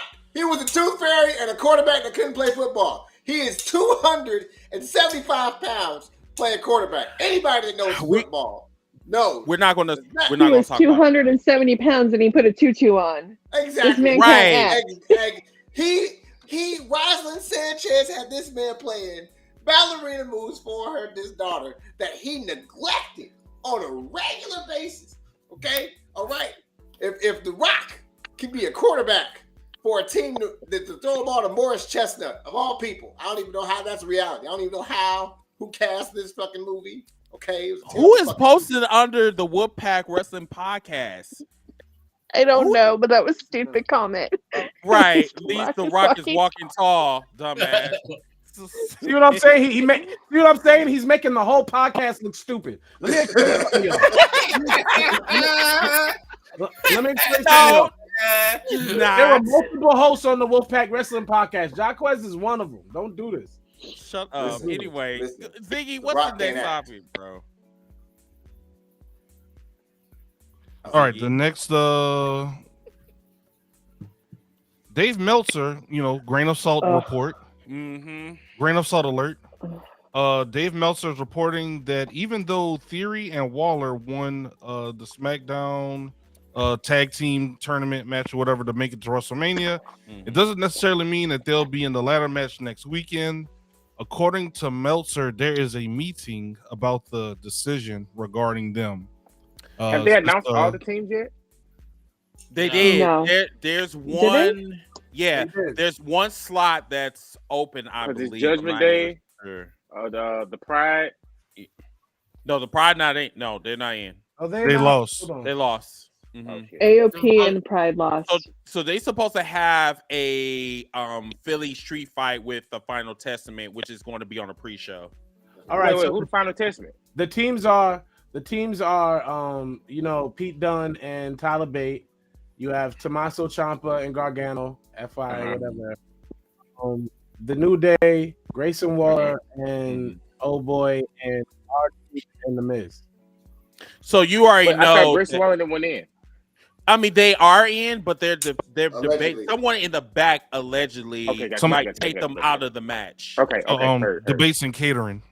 The rumor going around that it might be the Machine Guns that's going to take their spot. The Motor City Machine Guns? Yeah. Yeah, their contract's up at TNA. It's been up for I think like a week now. Why? Oh wait, what about the Paul brothers? No, I like the Motor City Machine Guns doing that. I like them. So you basically sacrificing two stars that you're trying to build up. You're going to sacrifice it to motherfuckers that came from another company. Hey, Chris, do you like Austin Theory or Grayson Waller? No. All right, stop it. Okay, I will.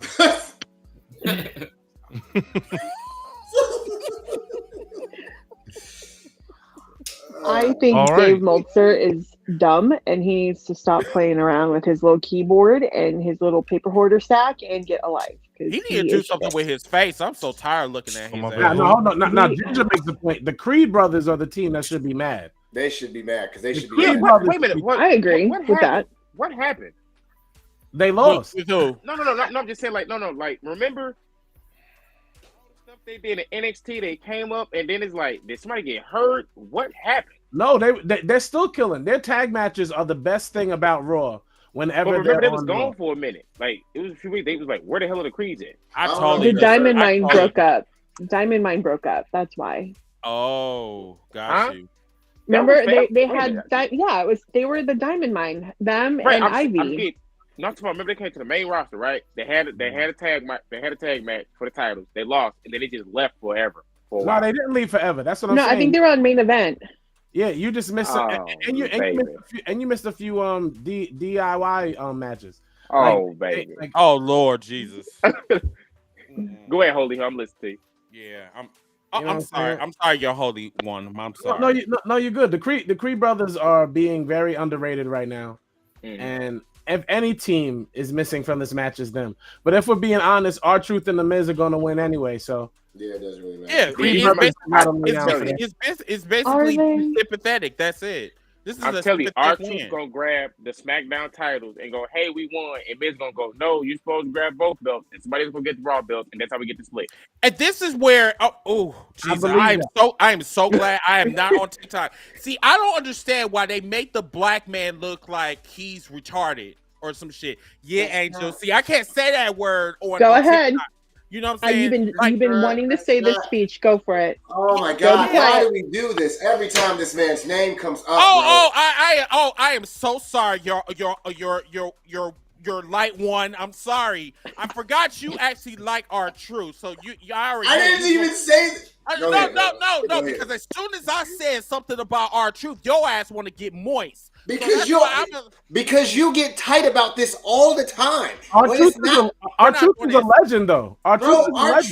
R-Truth is in his space. Ron Killing is a legend. Why can't you let this be, bro? I am not going to discuss this with you because we're not going in an hour. We are not going in an hour and 45 minutes about your obsessive behavior with Little Jimmy. I'm not. I didn't bring him up. You did. I didn't want to once again. Ron Killing. Okay. Ron Killing is a legend. Jesus! Every time his name comes up, so R-Truth is Chris's kryptonite, and then Joby coming in trying to like Wally West to save the day to protect R-Truth. And you just see Sonic rings all on the floor. Okay, all right, here we go. I can say what I really want to say. What fucking bothers me about this whole fucking shit in the first place is the man is 53 years old and he's not trying to be the final boss. He's being 53 years old and playing a character that is silly. And because he's black. And because he's not dancing around like he's been dancing around before, and he acts like he has Alzheimer's, now he's the bad guy now with Chris. Chris gets tight about this man every time R-Truth. What I don't like about R-Truth is that it don't matter what you like about R-Truth. Okay, first of all, oh my God, you totally went to like Rock Jr. First of all, I didn't ask you to come in here and save a hoe. If you like the motherfucker, cool. You can like him. You can get moist all over him. Once again, I said an actual fact. No, this is not fucking believable. This is basically an equivalent to that little white ass kid that won the goddamn tag team titles that 1 year at WrestleMania. That's basically what this shit is. So I'll ask you the same question I asked you last time. Do you want R-Truth to be world heavyweight champion? Yes or no? Okay, then let's move on. I could have sworn I was talking about the tag team titles. But you don't want him to be anything else, Chris. You don't want him to be a big deal. Why you ask me some random ass fucking questions and try to make that seem like a point? You lost, Chris. Sir. Let's move on. The fuck? Ziggy, can I just say something really quick? Of course. Hi guys, it's Angel. My social media is right after Hot Takes. If you have any sympathy for me and what I have to go through every Tuesday night with these two, please cash at me for therapy. Oh, Thank you. Really? Put my name on the screen, please, so I can say what I want to say now. Because Angel's being hella petty and want to play. First off, what y'all don't know is You are fired, ho. Every Tuesday, I gotta get into it. You're not toxic. You're just fire crotch now. This man Chris made fun of a man on our podcast, and 2 days later he got upset because he didn't realize he was being made fun of. He has been out of state, man. You need to go get some love. Angel, you need a hug. You need a hug, Dr. Phil. Not do you need a hug. 1-800 Dr. Phil. Give him a call, honey. He can hug you. No, I don't want a hug. I don't want a hug. In the words of Taylor Swift, who I know you love, shake it off. I want a nap. I want a nap. You know what? It's hard to sleep when your soul is tired. That's all I have to say about that. Let it go. These humans, if they were hurt after my comments, they should call 1-800-COLLECT, okay? Collect their fucking souls. Collect their scalps. I don't give a damn. But my whole thing is yes. That's and that's the fucking problem. Yes. There's no problem. It's just like I'm fucking blunt and people don't like that shit.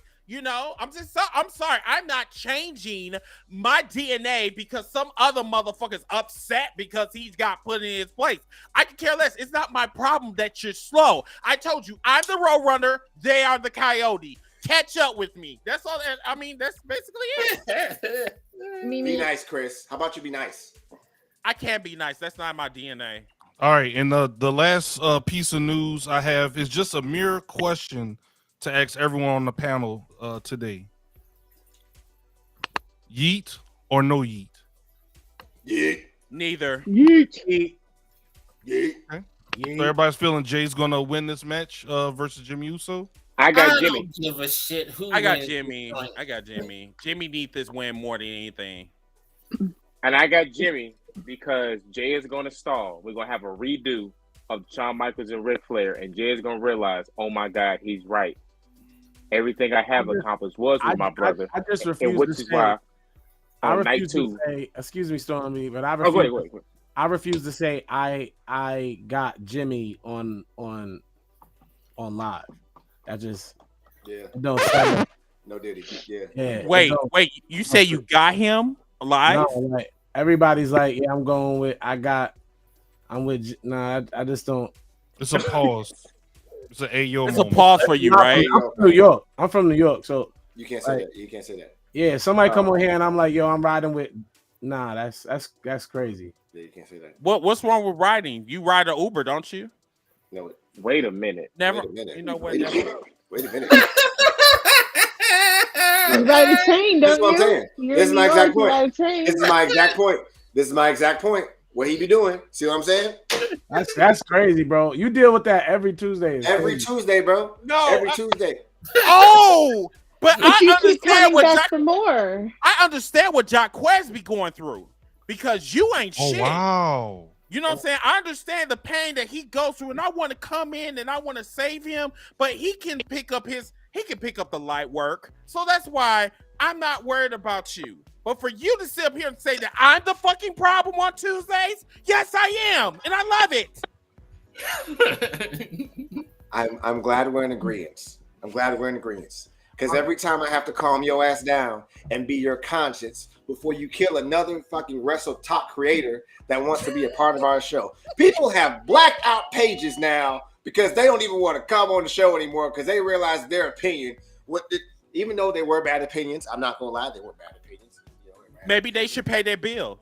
I never do this, but I need everybody to pull up Thursday for my response to what Chris just said to me. Oh my God. Wow. My response will be live and documented Thursday night, 7:30 p.m. on the Wolfpack Wrestling Podcast. You better bring the heat because if you don't, I'm sorry, sir. Nobody's going to be watching. I'll be there. Actually, plenty of people watch. I'll send you the link, Angel. I'll follow you. That's okay. Pass. No. I want to pull up too. I do. I want to hear what the Holy One. Honey, if he has something to say, he should say it now. Why No, heel. You save that, heel. Okay, I'm there. I'll support you. No. See, here's the thing. See, in order to make your enemy look stupid, you do it on his platform where he's most comfortable. See, on here, he knows that he can just talk his shit. But once he goes over to the one on Thursday, which I was accustomed to, when I, semi-retired, I'm saying? Ja always calls me and he say, hey, Chris, you want to fill in? That's cool. But no, I want to get him where he's most comfortable, where he like to talk his shit. So once I listen, you know what, motherfucker? I'm going to make time for you. I'm gonna make time for you. You do know what I'm gonna talk about, right? Like I'm really chilling. I know. Don't do it. You do know. Is this what happened on that on this? Yeah, don't talk about no. Yeah. Heels for Life crew, no. Like, and that's I only told y'all a little bit. It is the funniest. It is the funniest thing ever. I low key want him to talk about it. It's hilarious. No. Wait, Chris. No. I want to speak peek. We about to leave anyway. Y'all want to speak peek? Check this out, right? Chris came to New York. To Jabba Tears. He came to New York to Battle Pro 2, I think it was. We all went there. And while we were there, Chris met a plethora of people. He met me in person. He took everybody's number. He met some man named Casey, and I guess he saved my number as Casey's. So the first time I texted him, he didn't say he thought I was Casey. I have those texts too. And he's talking to me weird. And I just stopped responding to him because I didn't know why he was talking to me weird. And then so on his birthday, I hit him up and he's like, hey, what you doing? Like, hit me with the WIDs. A bunch of other things started flying my way. He was like, hey, Casey. And I ain't say nothing at first because I wanted to see what he was going to say. Oh, he started spitting his game. And I had to text him because the phone kept dropping. Like, yo, bro, this ain't Casey. This is Star. He's like, why you do that to me? And, and then the receipts on Thursday. So let me clear up what this. Okay, so let me kind of clear up some of that BS that he was talking. Number one, this was like this. I did skip Stormy. Can I finish, please? Because I'm being accused of being a slut. Okay, so number one, I'm thinking that this was Casey's number because they literally have the same number. I thought that Casey and All Star, like I know I saved All Star's number, but I guess Casey, Chris. Casey is digress from that question. At Jobber Slam, he was the dude that was selling the drinks. That is the dude that I was referring to. Now, here's the thing with All-Star. All-Star is trash. He is the scum of the earth. This man sat here and was replying to the motherfucking messages, right? But yet he said, oh, why he's calling me Casey? I think he felt some type of way. He wanted to play games with me because that's how All-Star is. He's methodical. Yet he is Christian, but yet he will manipulate you and he will make you feel stupid. That is how he did me. And I didn't like that shit. I want to explain to y'all what happened. I'm not done. No, hold on, Chris. Chris, you're not saying it right. I was preaching in North Carolina. So I thought he would know it was me. He said, what you up to, bro? I said, I'm about to go preach at a church in North Carolina. Why would he think some dude he was talking to who was selling drinks named Casey was going to go preach at a church? So you saying that preachers don't sell drinks? What? I'm sick of you right now, bro. I'm so sick. So now you sat here and now tried to make me look like a slut and a half, and then you say that fucking pastors don't sell drinks. That's like saying that they literally don't like carry Bibles with them. That's like, oh, you know what? Chris, I have a question. No, I don't want to answer it. Come on, please. I have a question. What do you want? So Chris, wait a minute. So about this Casey gentleman, was you shooting like Steph Curry when you were shooting?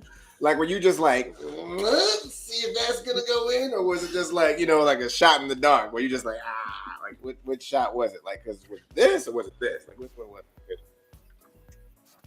Ziggy, are we on the last segment? Yeah, we're on the last segment, Chris. Okay. What segment are we? We're on. You're not gonna answer. Oh my God! Oh, right, exactly. Oh hell no! Oh, which one? Come on. One more time. Yeah, one more time. Oh my God! Oh my God! Come on, Chris. Which one was it? Was it this one? Shout out to King Joe, the guy who I does was Oh My God. definitely He is from St. Louis. Shout out to him. So okay, so now that I found out that it was All Star really, I thought I was shooting from the mountaintops. Oh yeah. Yeah. And I totally was shooting blanks because of this man.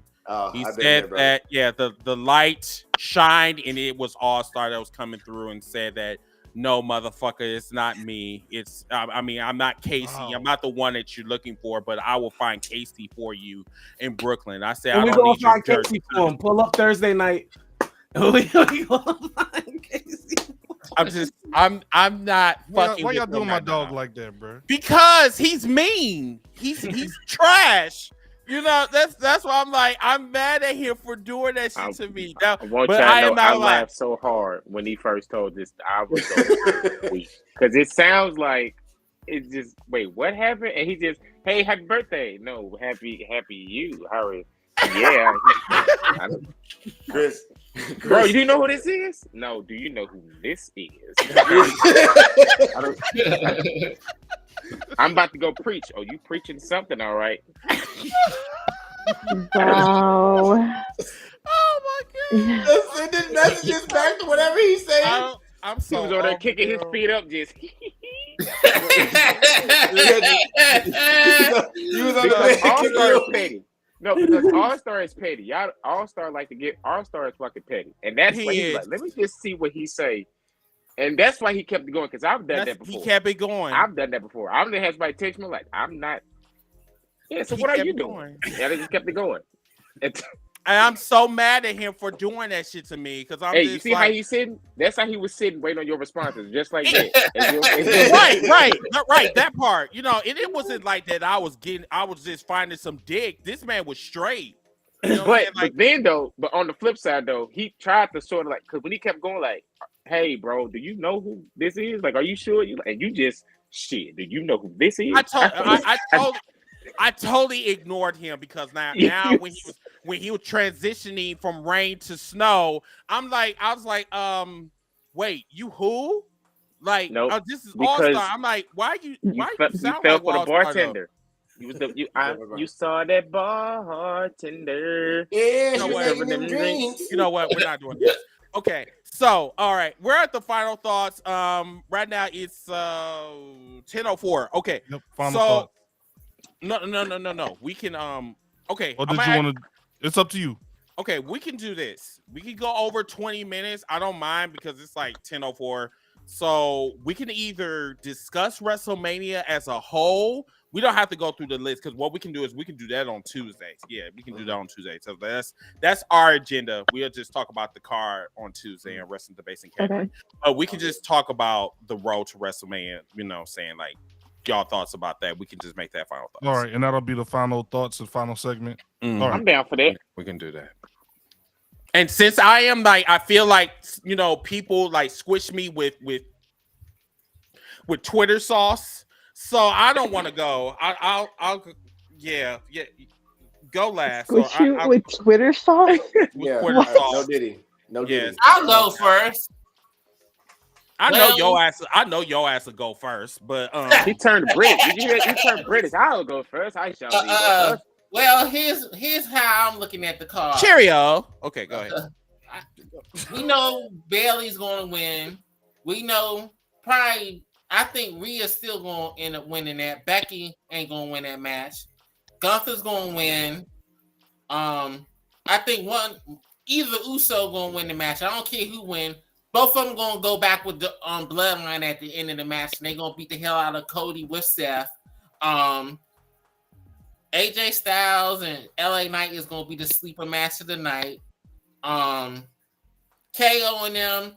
Logan Paul's still keeping that belt. Drew is winning. Maybe Fake Me Out Undertaker Priest might cash in. I don't know, but he might say that joint for Roman, and they might do the heist of the century all over again, and Damian Priest end up being the dad champ at the end of the match, and Cody and Roman will be both crying at the end of the match. So I guess that's it. I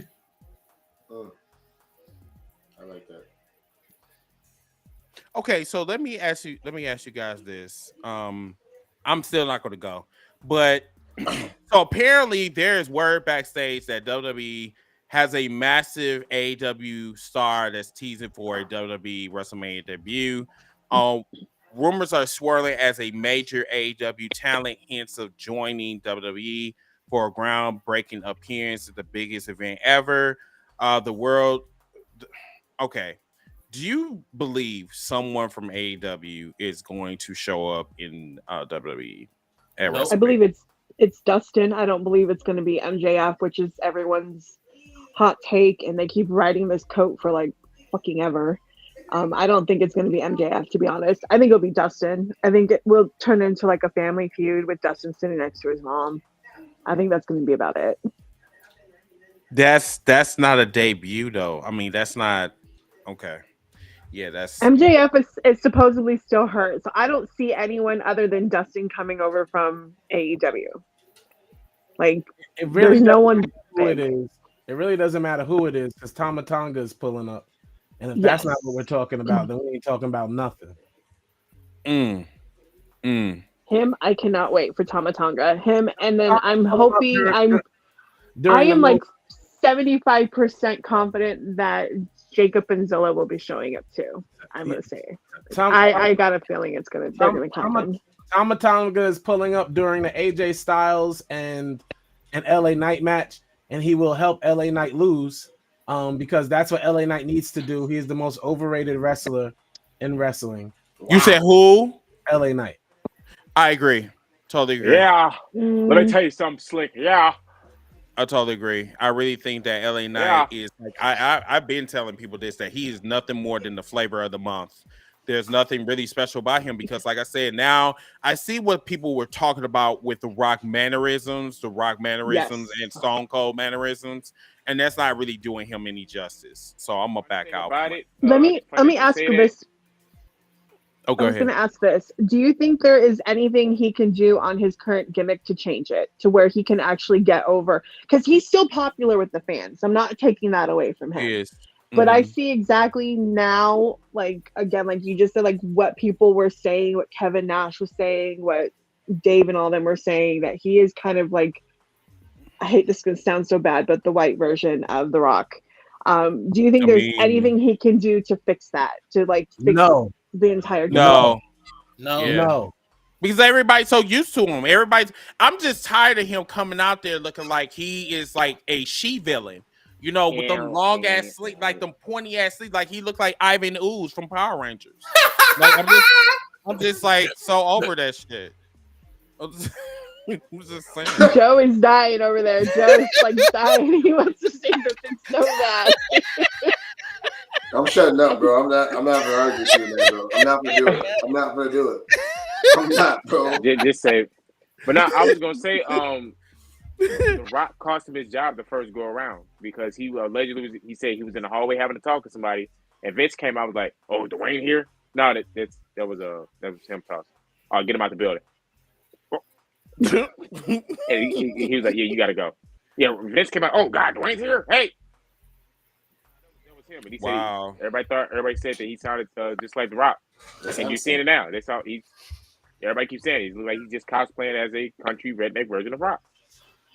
So I'm just going to, so this is be a segue for the road to WrestleMania. So, my final report before we go to Philly in about 3 days or so. This road to WrestleMania has been the most awkward, obnoxious, outrageous, atrocious, but yet funny road to WrestleMania that I've seen in like almost 20 years. Not gonna lie. Like last year was boring as fuck, but this year, it's just they injected some attitude into the product, but it only came from one man.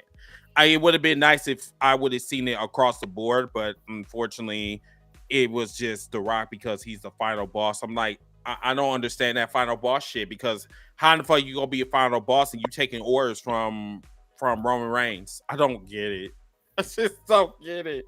But hopefully they'll pull some type of trick out their ass in 6 days. But I'm very disappointed. And I'm like, Angel, I'm bored. I'm just bored. I need something new. I need something fresh. So. Because it's like it's the illusion, like it's giving that illusion of like, oh, Roman may be in charge. Like, no, like I'm in charge. Like, remember what Bane said to that guy? Do you feel you have power over me? Do you feel remember? Because like he was like, I paid you. Like, you power over me. And he put that hand. Remember, he put that hand on his neck. Stormy, what the fuck did you just do? Stormy, what did you just do? Not wrong. You're not wrong. Remember Dark Knight? Okay, Dark Knight Rises. I know, but you wait. No, it was real good. It just you're not wrong. And he said, "I'm not giving you power over me." I can't with Stormy. And that guy goes, "What are you doing?" I have no orders for you. You will find this Batman, and you will listen to me. That's what I'm saying with Rock and Roman. It's like, oh yeah, to us, Roman's in charge, but back behind the scenes, he's like, when look at that camera, turn on my roads. Night 2. Get your baby boy. Look at this blood. You look at me. You look at the Rock. You zoom in right now. Everybody out there. Holy Hill with his glasses, leaning back, looking all cool and calm, collected. This Thursday, Chris, I hope you're ready. I hope you're ready for the receipts, Chris. These receipts that are coming your way, Chris. I hope you're ready. I wasn't ready for that. Look at this play, bro. Hey, kick him out, bro. He can't keep doing this to us, bro. He was just 9 different people. Okay, no, kick him out, bro. I'm the man of 1,000. If you didn't know, I'm the man of 1,000 voices. It's what I do. Oh, you think darkness is your ally? They sound the same. Oh my God. I was born in it. Molded by it. I had not seen the light till I was a full man. But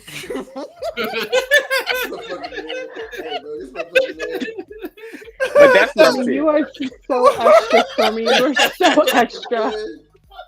I heard this shit. I was like, damn. I gotta walk away. This motherfucker, man. This motherfucker sounds just like him. I couldn't even do this shit. That shit made me uncomfortable. Shit. That's a nice kitchen. But now this road to WrestleMania have been weird because of the allegations that happened. Stuff went left. Then Rock came back to try to save it, and everybody got mad. Then the Cody stuff happened. Then it was, for me, the biggest blunder was Chad Gable. That's the biggest fumble so far. Because Sammy already had his moment. Sammy's had multiple moments. He's got the big title match in his home country. We saw his reunion with his wife. We saw him win at WrestleMania. We saw him overcome it.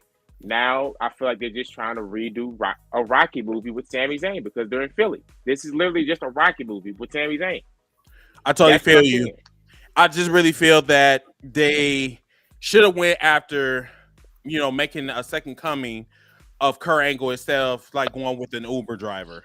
And the Olympics this year, like you got your Olympian right there. The Olympics this year, what are we doing? That would have been perfect.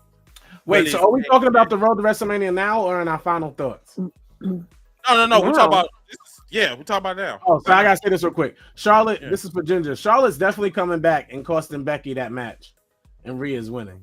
Like, I feel a Charlotte she's out for 9 months. You know that, right? I feel a Charlotte return because nobody likes it, but Charlotte is still the queen. I don't care about you haters. I don't want to hear about the nepotism. Blah blah blah blah blah.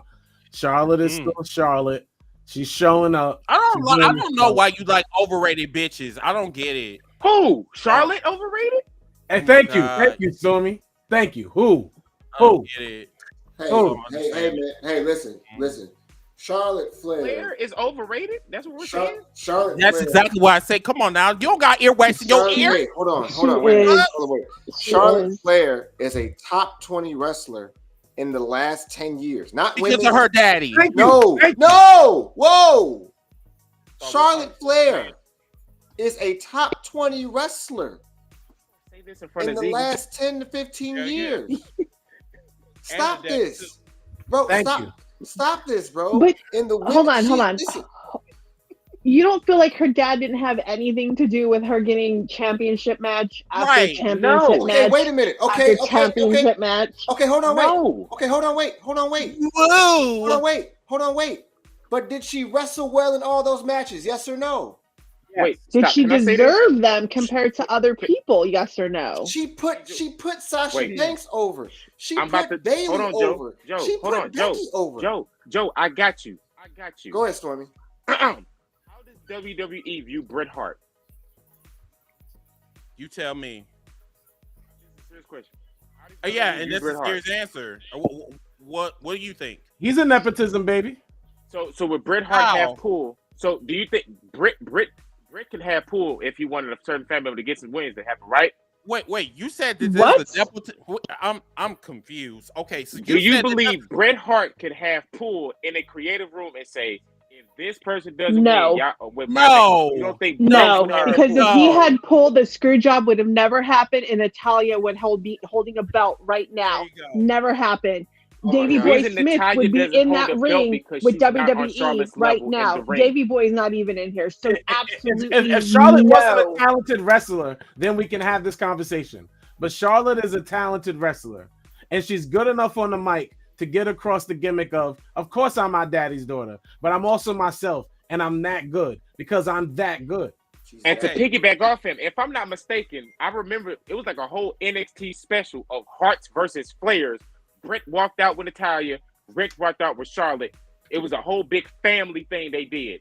And who came on the top? Charlotte, because Charlotte is better in ring than Natalya. Natalya is a great trainer, no doubt about it. But when it comes to in ring, promos, entrance, character work, it's Charlotte Flair.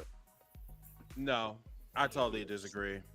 Sorry. The thing with Charlotte is the reason Becky got over the first time. What are we saying? Before Natalya bust her face? Weird. It's weird. I like Charlotte like the next person as well, but you do see a lot of political aspects in there, Stormy. You cannot say political shit does not happen backstage. You can't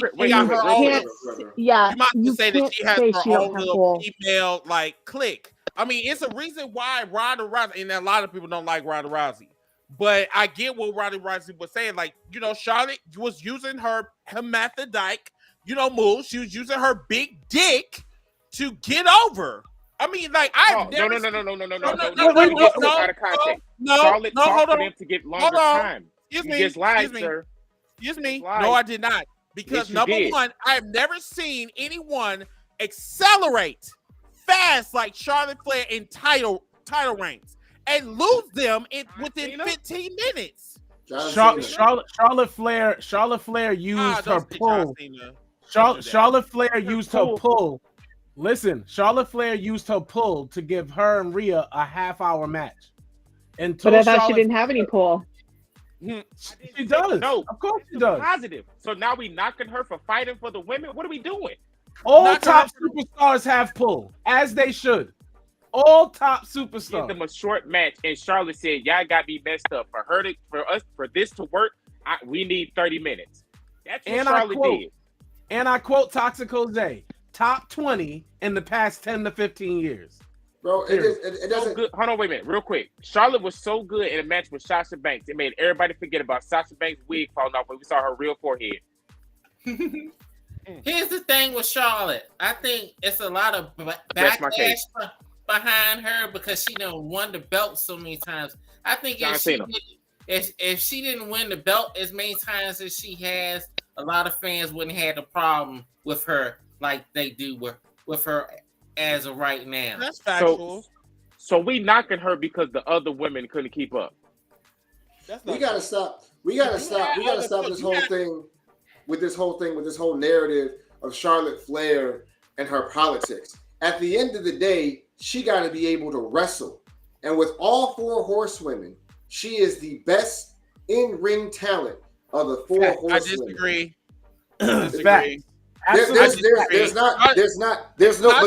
Sasha Banks. No, I'm not gonna let you get away with that one. Sasha Banks. I'll give a how moist you are. We are not gonna do that. Nepotism is a big issue in the WWE. I don't like what you motherfuckers be sitting up here and acting like that shit does not fucking exist, and it does. It exists because Ronda Rousey can't wrestle, and how many times does she get the damn belt? That's different. Ronda, it's not different. It's not different. She can't wrestle. You just said can't do a move. But listen, wait. Listen what you just said. Ronda Rousey won the belt a bunch of times and she can't wrestle. Then you have Charlotte Flair who can wrestle and she's fighting for 30 minutes with Rhea Ripley who can also wrestle. That's the point, bro. Like what are we doing? Like There's a difference. There's a difference in what I'm saying. Okay. But there's a different politics because now you're that's what I'm saying. The network got involved. So you can't blame Charlotte when the network executives, like when Fox said, hey, we don't care about a Kofi Mania. So we're going to shit the blame. That's what we're going to do. No, wait, Chris, listen to me. Listen to me. Y'all talking about Charlotte having pull. If the network come and say, we want X to be champion. At the time, it was Ronda, her coming out the UFC. She was a big draw. She better have that belt. That's what USA said. She better have that belt. Fox came and said, hey, what to do about a Kofi Mania? Brock Lesnar better have that belt because our target audience, we want them to follow Brock Lesnar. You can't blame Charlotte. If Charlotte went in that room and said, I'm not about to go out there at a WrestleMania for 10 minutes with the person who just won the Royal Rumble for us to keep this story going, give me 30. So that's that's a positive. I'm not blaming Charlotte, but I am blaming the politics, which I've been trying to say. But it just seems like it's going over people's heads, and I don't understand why. It's not that hard. Where's the blame meant for Becky? It's not that hard. I'm not talking about Becky. I'm talking about Charlotte. Now, as far as Becky goes, Becky needs to go back and she needs to do something with her daughter. I'm so serious. Like, she is boring as fuck at this point. Like, I really feel that Liv Morgan. Becky is overrated. Becky doing the same thing as Charlotte Flair. Becky wins nothing but titles all the time. Okay. My thing is this. Hold on. My thing is this: is that you cannot say that the behind the scenes is fair for every single woman across the board. It's not. If you're a first time generation wrestler, it is very hard to move up in the industry, and you cannot say it's not true. Politics are 100% backstage. Being a second time generation, third time generation, that all plays. If it didn't, like, Charlotte wouldn't be where she is right now. I'm sorry. None of us you cannot say politics don't happen backstage. It does. Her name is giving her far. Hold on. None of us are debating the politics. We get it. That's horrible. But what we're saying is Charlotte is still good enough to go. With politics, no politics. When she steps in that ring, there are a few women who equal what Charlotte brings to that ring. This is what I want to say about that. That way, like everybody else. Oh my God! That is crazy to me. This is baffling. I'm gonna use this analogy right here. Michael Jordan has any pool he wants into any room he goes into with the NBA team, but yet his damn son couldn't get a single spot on the team because he did not have the talent. You may have your father's name, but just because you don't have the talent, we're not going to draft you. Charlotte had to prove herself in that ring to earn that name. I don't care. You can say, oh, she was booked that way. You still have to deliver, because if she didn't, she would not have gotten it. Charlotte still had to deliver. Same case point with the Usos. They had to deliver. When they weren't on TV as much until they got it. The one thing I like will Charlotte's say, not talented. The one thing so they're not getting the point. But I will say this. I'll just say this about Charlotte. Charlotte actually did something that Dominic Mysterio didn't do. She went through NXT. She earned her stripes. She went to the main roster. She earned her stripes. However, politics still played a role because that chick went so fast. Because, like, before I knew it, she was at 2. Next thing I know, she's at 10. Like, shit is crazy. And, like, Sasha Banks is sitting at, like, what, I think 6? We ain't going to talk about her title defenses, but I digress. But, I mean, I'm not saying that. Sasha did not get a pay-per-view WrestleMania win either. Put that out there. But, like, once again, like, I'm not saying that she's not talented. She is. But the problem is just, I'm sorry. She is like Shawn Michaels. She's overrated. Oh, okay, I can do this. Final thought I'm me. done. Final thought me, Ziggy. Final thought me. He's final thought me, bro. I can't do this. Is you want to change the Okay. ticker thing? Guess I'll see you on Tuesday, huh? Mwah. Y'all can't have a conversation? Is that what you can't do? Listen, that ain't got nothing. Go ahead, Heel. Go ahead, Holy Heel. Hey, all right. Final thoughts. Yeah, thank you to our guests. I known Wildman Willis for a while. He's always in tune. It was a pleasure to do a show with you, bro. Toxic Jose. I'm gonna do more shows with you. That's my guy. We're friends now. We had a stepbrother moment tonight. Forget what any of y'all saying. Angel, it's nice to know you off camera. On camera, don't come back. I don't want to see you. We good. I'll be back. Chris, you're still Mojo Jojo. It don't matter what you say. Stormy forever the bro.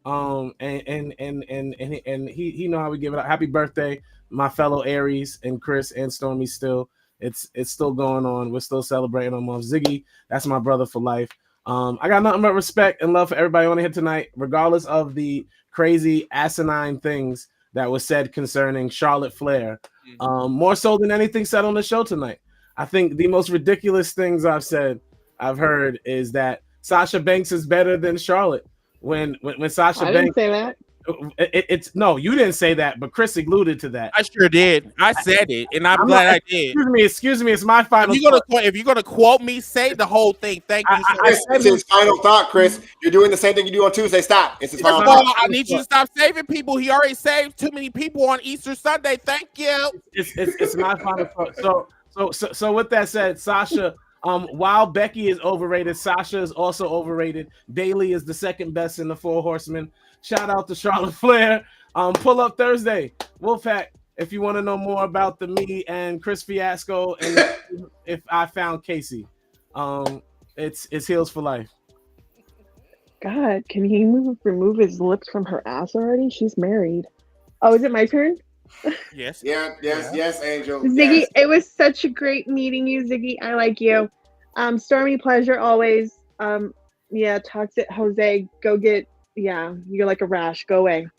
And Willis, nice to meet you. Chris, hugs always. And please come and see us on Tuesday on TikTok so we can cook Jose over there.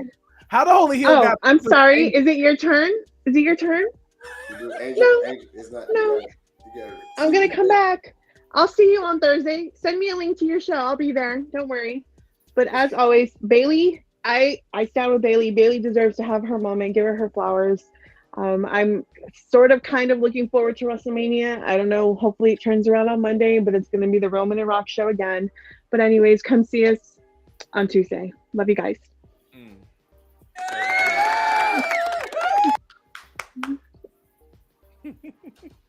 Toxic Jose, is there something you want to say? No, it's somebody else, not me yet, bro. All right, my final thoughts. Hopefully everybody have a great week, work week, great WrestleMania week. Whoever, where they go, have fun, enjoy the show, spend money. Hopefully it's worth it. Since my expectations for WrestleMania is real low, usually when that happens, it's usually a decent show. So every time that happens for me, I have a great WrestleMania weekend, especially since I'm gonna be in the house under the cover watching the show and not gonna be out in the cold trying to look at the big screen at the arena. So I made that mistake once and never ever gonna do that shit again. But hey, it's WrestleMania, baby. So enjoy it. And that's all you got, Wild? Now all I got, and check out my TikTok page and my YouTube page. That's it. That's it. You ain't gonna tell us what can we find you? What's your name? Wildman Willis Reviews on YouTube, and what's my damn? Just look up Willis Wheeler on TikTok. I still ain't figured out that shit yet. So, all right. Before Toxic Jose goes to sleep, let's get your final thoughts in, big dog. I can't believe some of the comments that y'all said about wrestlers thus far. It is wild and crazy to me. Who are you confused with? Who was it? I'm talking about the secretary Angel and also Mr. Wildcard Chris. Okay, don't interrupt me. It's my final thought, guys. Thank you. All I can think of is these firecrackers with those flames in the back. Because I'm hot right now and I'm mad. Angry. You know they make a cream for that. Number one. Angel is my final thought. Stress the hell out over here. Angel, Chris, see y'all Tuesday. Please go look at the Basic Catering on TikTok. Follow me at Hot Take Wrestling on TikTok. I am, once again, his co-host. If he says anything that hurts your feelings, do not inbox me. He has his own inbox. I have nothing to do with that. You have to be sharp enough to understand when he's trying to make a point and when he's making fun of you. If you feel like they're both, my nigga, they're both. That's all I can really tell you. I can't really say much about that. Number one, so I get my points across. Shawn Michaels is a vital part of the wrestling game and is basically everybody's moveset. It's literally in there. Number two, Charlotte is a top 20 wrestler in the last 10 years. Like wrestler, not women, not men, wrestler. Amen. Period. Number three, the WrestleMania build is actually very alluring. There's no real direction of where it's going because it's under new direction. It's not under a guy that asks a girl to do DP and do all types of things and send her a picture of it to them and Brock Lesnar. Don't look at me. It's in the actual facts. It's in there in the first place. It's run by somebody who might have sense. So that's why it's a little weird right now. Number four, it's WrestleMania week. Enjoy yourselves. Make good decisions, guys. Chris, when you go to Philly, make sure you get the right number this time. Okay? Don't be just, doing too much, Chris. Okay, good.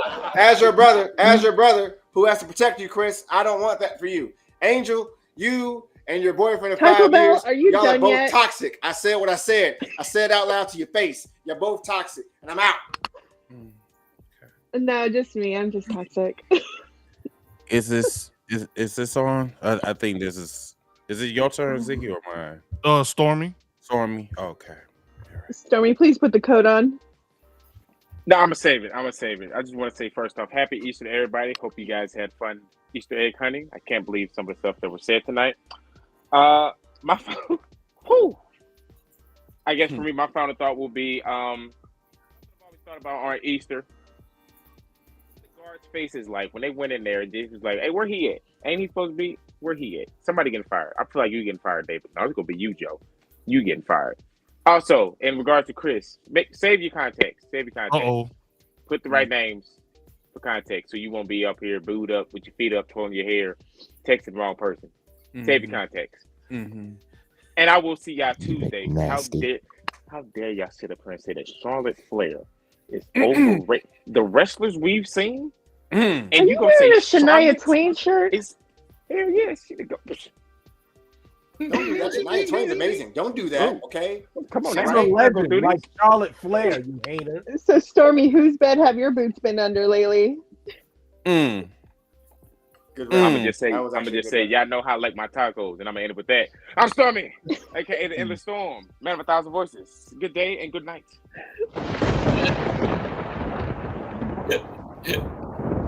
He's so funny. Put a little effect in the. Hi everyone. Hopefully you enjoyed tonight's program of Heels for Life.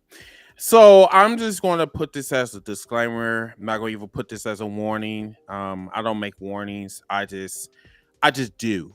That's what I do best. Now, the people that you just heard, all of them talked about me indirectly, but they didn't have the balls to say my name. But they want to say something about numbers, but then all of them have different holes in different area codes. But I digress. Now, whatever they do with their dicks, that has nothing to do with me. It's just, I'm always going to be a Christian.